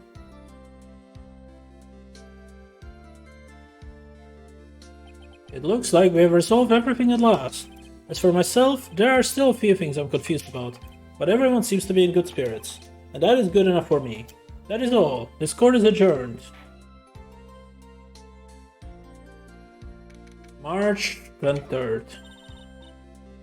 You were great out there, Phoenix. What I did out there was right, wasn't it? This is the first time you've not gotten your client off. You got him a guilty verdict this time, but you have to look past all that. What's really important? You now realize that there is something more important than just getting not guilty, right? Yes, I understand now. Phoenix, think back for a second. Think to the moments before Moses von Karma arrived with the final pieces of evidence. Think about the incredible decision you have had to make. Now then, Mr. Wright, let's hear the defense's final statement on this matter. I can't count on evidence to help me anymore. I have to listen to my heart. Should I side with justice or should I save Maya's life? My client, Mr. Engard, is... Is he guilty or is he not guilty? Those were your choices then, and your answer spoke as to what being a lawyer means to you. Right. Edgeworth, I have good news. Maya is now safe in police custody. Really? Pearls, you're telling us the truth, right, Mr. Edgeworth? Yes, she's quite safe. She's on her way here as we speak in a patrol car. Ah, Mystic Maya, safe! You did it, you really did it, Mr. Nick. Oh, she punches deceptively hard for a kid. I believe in you. I kept saying to myself, Mr. Nick will save her! Mr. Nick will save her! Wow! Thanks. Oh, what's wrong? Miss von Karma. About earlier, thanks. Oh, are you still smiling? Mr. Phoenix, right? You lost! Your perfect win record has now been crushed. And yet you're still happy? I don't think you'll ever understand, Miss Von Karma. How dare you? Don't worry, she may in time. After all, I was like that myself, until a year ago. Edgeworth, for my own personal victories and for guilty verdicts. I used every dirty trick in the book, and so my win record remains spotless. But a man appeared and stood fast against that selfish me. I fought him in my usual manner, and tasted my first defeat. I felt like I had lost everything because of that. And then it was my turn to sit in the defendant's chair. And I was saved by that person I called my enemy. I couldn't forgive myself for all that had happened, so I left the prosecutor's office. And I left that note. Prosecutor Miles Edgeworth chooses death. As well as he should have. Prosecutor has ashamed himself and defeat should crawl into hell and die. But that was not what happened. After I left the prosecutor's office, I finally came to realize something. And it was that in moment of clarity that everything began to change. What foolish nonsense! Prosecutors use anything we can to attack the defendant. Every time we did so, no matter how desperate the situation, instead of giving up like most people, that man would hold strong with his undying faith. And then, before I knew it, I began to trust in that man as well. What? You trusted your enemy? It doesn't matter how many underhanded tricks a person uses. The truth will always find a way to make itself known. The only thing we can do is fight with the knowledge we hold and everything we have, erasing the paradoxes one by one. It's never easy. We claw and scratch for every inch, but we will always eventually reach that one single truth. This, I promise you. Truth? Yes, that's the reason why prosecutors and defense attorneys exist. But I'm sure you knew that already, didn't you, right? That's why you couldn't forgive me. This man who went into hiding. Isn't that right? This man who only had his sights set on victory, who ran away into the night. Ah, is Mr. Edgeworth right, Mr. Nick? You really let me down. When he disappeared, I felt betrayed. The reason I decided to become a lawyer to begin with was because I believed in the things you said to me all those years ago. And you betrayed your own words. That's why 1 year ago, I made up my mind. I decided that Miles Edgeworth I knew had died. At least that's what I told myself. You pathetic fool! Miss Von Karma? I don't want to hear the wretched whimpering of a disgraced loser. Von Karma is someone who is destined to be perfect. Miles Edgeworth, you are no longer worthy. You are no longer worthy of being Von Karma. And neither am I. It's over. It's all over. Franziska threw something on the ground just now. This is an electromagnetic receiver. Isn't that the thing she used to track Detective 𝐒𝐩𝐞𝐜? I'll return this to the precinct later. There's something else. Ah, isn't it Miss Von Karma's whip? I'll never set a foot in another courtroom again. I'm sure that's what she's saying about this action. You should keep this, Mr. Wright. Okay. Nick! Huh? Maya! Mystic Maya! Mystic Maya!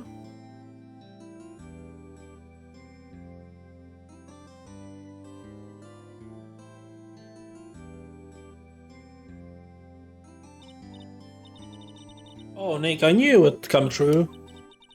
You got Edgar convicted like I knew you would. And on top of that, you even rescued me. Well, of course I did. You know I would never desert you. But we sure pressed our luck this trial. You're really lucky to be standing here. Whatever. Look, it's over, okay? Besides, if I did croak, I would just come back and haunt you like a bad ghost through Pearly. Is it really that easy to do something like that? Thanks a lot, Nick. Don't mention it. Oh yeah. Oh, Mr. Edgeworth. I'm relieved you're alright. Hey, it looks like you've made some real progress, Mr. Edgeworth. Well, I suppose I'm a little different from who I was a year ago. Alright. I think it's time we get out of this depressing place. Huh? Where are we going? Food, Nick. Food! Grub, chow, I'm starved. I'm so hungry even you look like a nice juicy burger on a bun to me, Nick. You think I look like a burger? I'm a prime rib at least. Come with us, Mr. Edgewater, please. If you insist. Alright. So how about we hit up some usual burger joint? Don't be silly, Nick. Huh? This case messed up that awesome evening and got in the way of my gourmet food. So I've decided that we have to make it up by having another feast. Another feast? Come on, make food!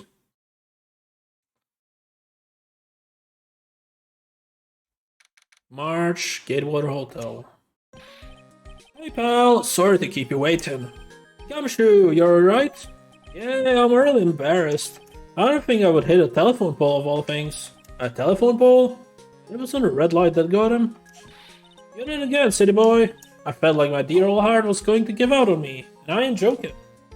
Yeah, it was more exciting than the very last episode of 𝐒𝐩𝐞𝐜𝐬 Samurai. Thanks. Now looky here, Mr. Snooty Prosecutor. Don't you reckon you bullied Mr. Wright too hard? If you don't start being a little nicer to him, he might just kick it. Tonight even. I'll keep that in mind. Well, come on now. Everyone gather around. You're gonna get your picture taken by a genuine professional photographer. Looks like Lotta bought himself a new camera. Well, pal, at least we can put this messy case behind us now. Come on, tonight's all about eating, so let's go chow down, pal. Amen to that, pal. Amen. You know, what do you think about it? You are the one who saved the day, detective. Me? You really think so? It's right. If it wasn't for the 3 items he took, I think this trial would have had a very different ending. Oh, well, you know, it's Huh? Wait! That's odd. When I ran off with the things from the killer's hideout, I was sure I took 4 things in total, sir. What? 4? Yeah, I'm sure I put one of the items in my coat's pocket. There's a 4th item? Oh, come on, y'all, it's over. Oh boy, I tell ya. You really are something else. Between getting accused of murder and getting kidnapped. Never a dull moment with you, huh? Hahaha, you think? Why does she look so happy about that? About being shut away from 2 whole days? Weren't you scared? Yeah, it was really scary, I felt so hopeless. So to keep my items off things, I drew a picture. Sounds like you had it rough, girl, so where's this picture of yours? Yeah, I want to see it. I want to see Mystic Maya's picture. You know, I don't know where it went. Oh, that's too bad. Well, it's alright. It wasn't anything important anyway. Sure is nice to finally see them both smiling again. Huh? What is it, Edgewater? This thing is picking up something. Ah, that's Miss Von Karma's receiver. Thanks to her, I had the most awful experience of my life, sir. I believe she stuck a tracking device on me. That's odd. Even though she's standing right here, the tracking device seems to be in a different location. Oh, it's probably busted or something, sir. Well, it doesn't matter. I'm afraid it's about time for me to excuse myself. I still have some work to do. Huh? But Mr. Edgewater, you haven't even eaten anything yet. You've eaten way too much, you glutton. Have fun tonight. No, if you'll excuse me. Wait, what? I just want to say, thanks, Edgewater. You really saved me out there. Huh. If anyone should be saying thanks, it should be me, right? Felt like words alone aren't enough here. I wonder if there's anything I can give him to express how I feel. Give him the whip. What's this? Thank you. It's all thanks to you two. You and her. You don't need to thank me, it was only doing my job. It looks like Mr. Edgewater has left, Mr. Nick. Hey, Mystic Maya! Yes, Burley. I guess you two can go back to being lovey-dovey, right? You and Mr. Nick, I mean. Burley, would you cut it out already? You're embarrassing me! Anyway, so who's paying for this lovely dinner party? I see you need to ask. Everyone say thank you to Nick. Huh? Yeah, I'm kinda at the point where I can't even buy instant noodles, pal. So I can already put your name on the bill. Huh? Huh? Yeah, I got a situation just like that myself. There's this camera shop in his hotel, you see, and I just bought myself this good old beauty here. It would be better than anyone for $3,000. Huh? Huh? Huh? Actually, I reckon you bought it for me since it's on your tab and all. Ah, ah, ah, ah. Isn't this great, Mr. Nick? Yeah, Nick. Why do I suddenly feel like screaming? Oh, you don't need to hold back now, you hear? Yeah, pal, time to let it all out. This is going to be the first time I hear you reveal you. Go on. It's been a while since I heard you say it. I've been busy being a hostage and all. Alright then, if you say so.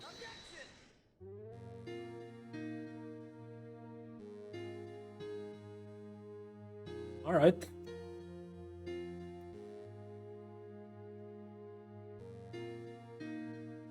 You really came through for me, Nick. I had to hide that letter, but I knew I'd find it. I really feel like I've been living on the edge lately. I mean, I've escaped death 3 times now. Pretty cool, huh? I feel like a pro.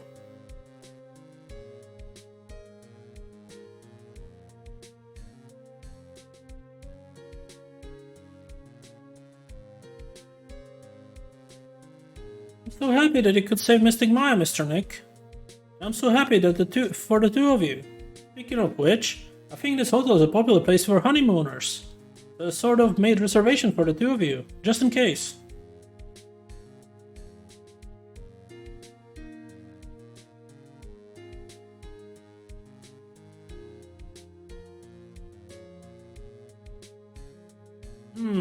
Well, pal, it looks like I'm back on the force again. Mr. Edgeworth had a long talk with the chief, and he got very interested for my sake.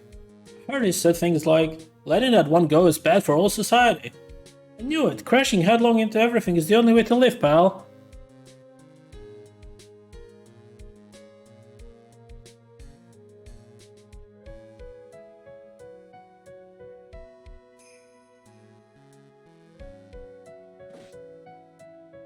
Hi, Maggie Bird, I'm retiring this uniform as of today, sir. I'm going to be a waitress from now on. Bring smiles and joy to the people who come by our restaurant, sir. Hope you'll stop by sometime, Mr. Wright.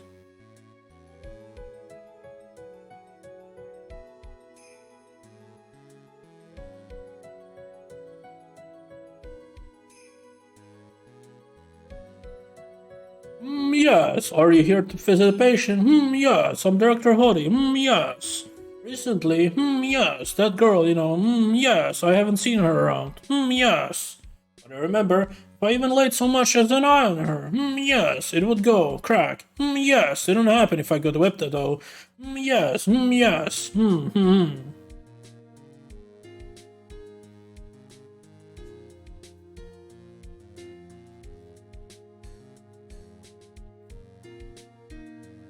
It's time to begin our quest of world circus domination, sweetie. And to let the world know we are serious, I plan to make a fabulous... No way. Hey, Max, do you think there are castles made of cake? And bunnies who can talk? I think if there are any talking bunnies, even they won't laugh at most jokes.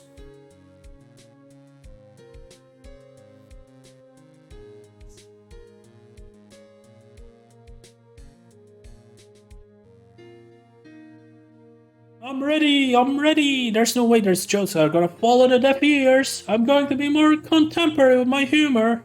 More curls represent! Got our new act all worked out, prepare for the Hallelujah chorus! Say something, will ya? You're supposed to start us off, get on with it!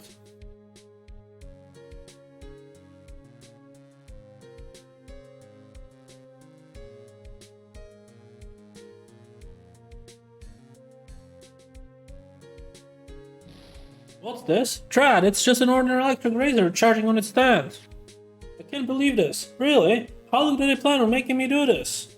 But this 𝐒𝐩𝐞𝐜𝐬's idea. That means it must have a deep hidden meaning. But why do I get the feeling they wouldn't forget about me, would they? It was never like this in the old days. Everyone thought of the world of me. They used to call me Queen one day. It treated me like loyalty. This is going to feel like pain on my heel. A bird playing with fire is very dangerous, and where they stored the scenery were burned. Another bullshit.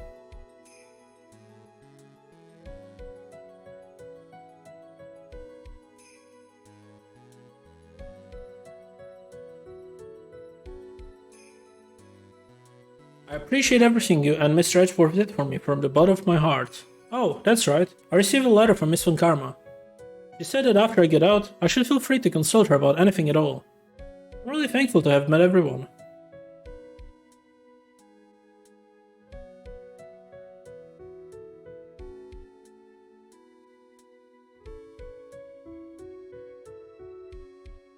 It has become difficult for me in this contrast of late.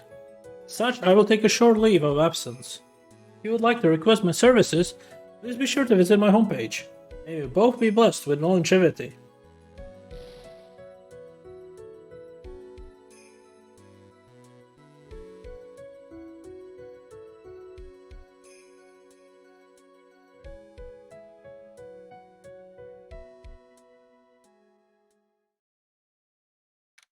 March 23rd, 9:42 p.m. International Departures Gate 12.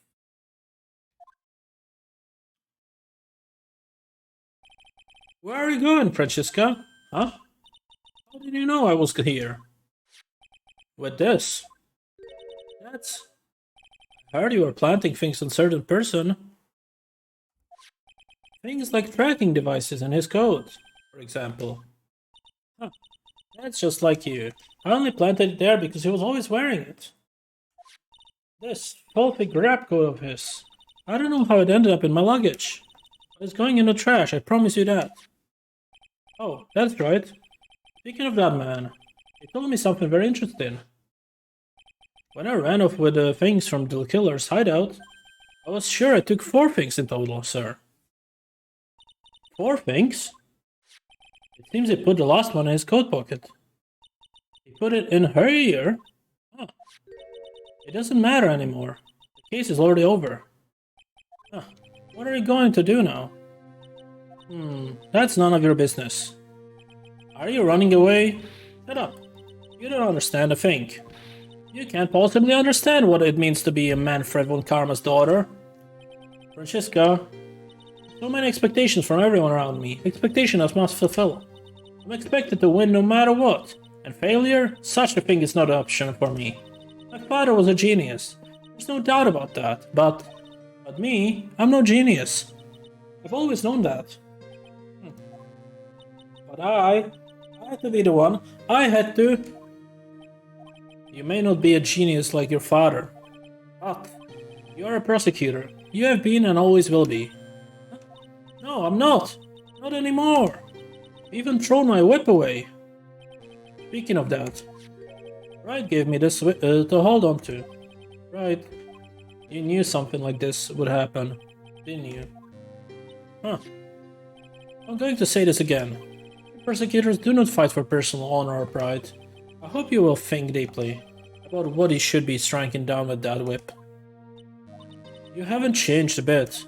You've always left me alone and walked on ahead without me. 𝐒𝐲𝐬𝐿, I've always hated you. And then, finally, my chance to take my revenge on you arrived. If I could win against that man, if I could make Phoenix Wright bow down in defeat, this girl you left behind would have risen higher than you. That was supposed to be my revenge. I see. You know, I can't do it. I can't change who I am. I can't throw away everything I've been until now. I believe you can. Just like how Adrian Andrews did. Adrian Andrews? You were going to use her during the trial, right?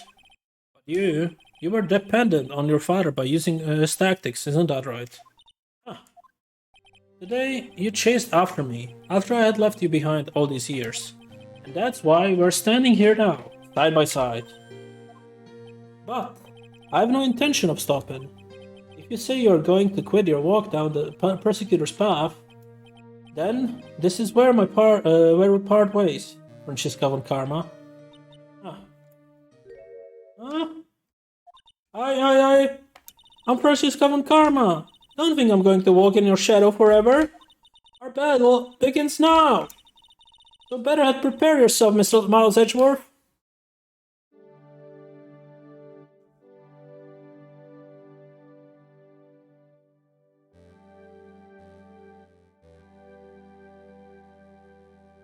Phoenix Wright. One day, someday, I'm sure we'll meet again in battle. Until then, this last piece of evidence that never made it to you. I'll take good care of this fourth piece, so I can give it to you when at last we meet again.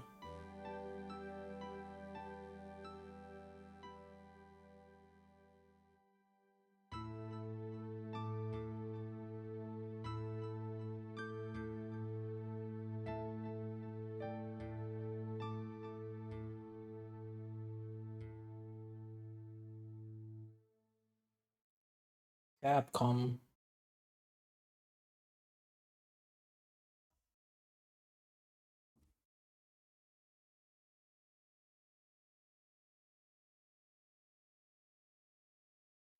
Alright, I hope you enjoyed. This was the second game, Justice for All. Still have one more game, Trials and Tribulations. I'm probably gonna take another, longer break from this. Yeah, I do want to return to this eventually. I did buy the next 8 games in the series, so yeah, we still have to play all of those. A lot of games. Oh, the 2 trilogies and then the other one. But yeah, I'm excited for Trials and Tribulations. It was fun, honestly. Anyways, I'm gonna end it here. Thank you for watching, and I'll see you guys next time. Take care. Bye bye.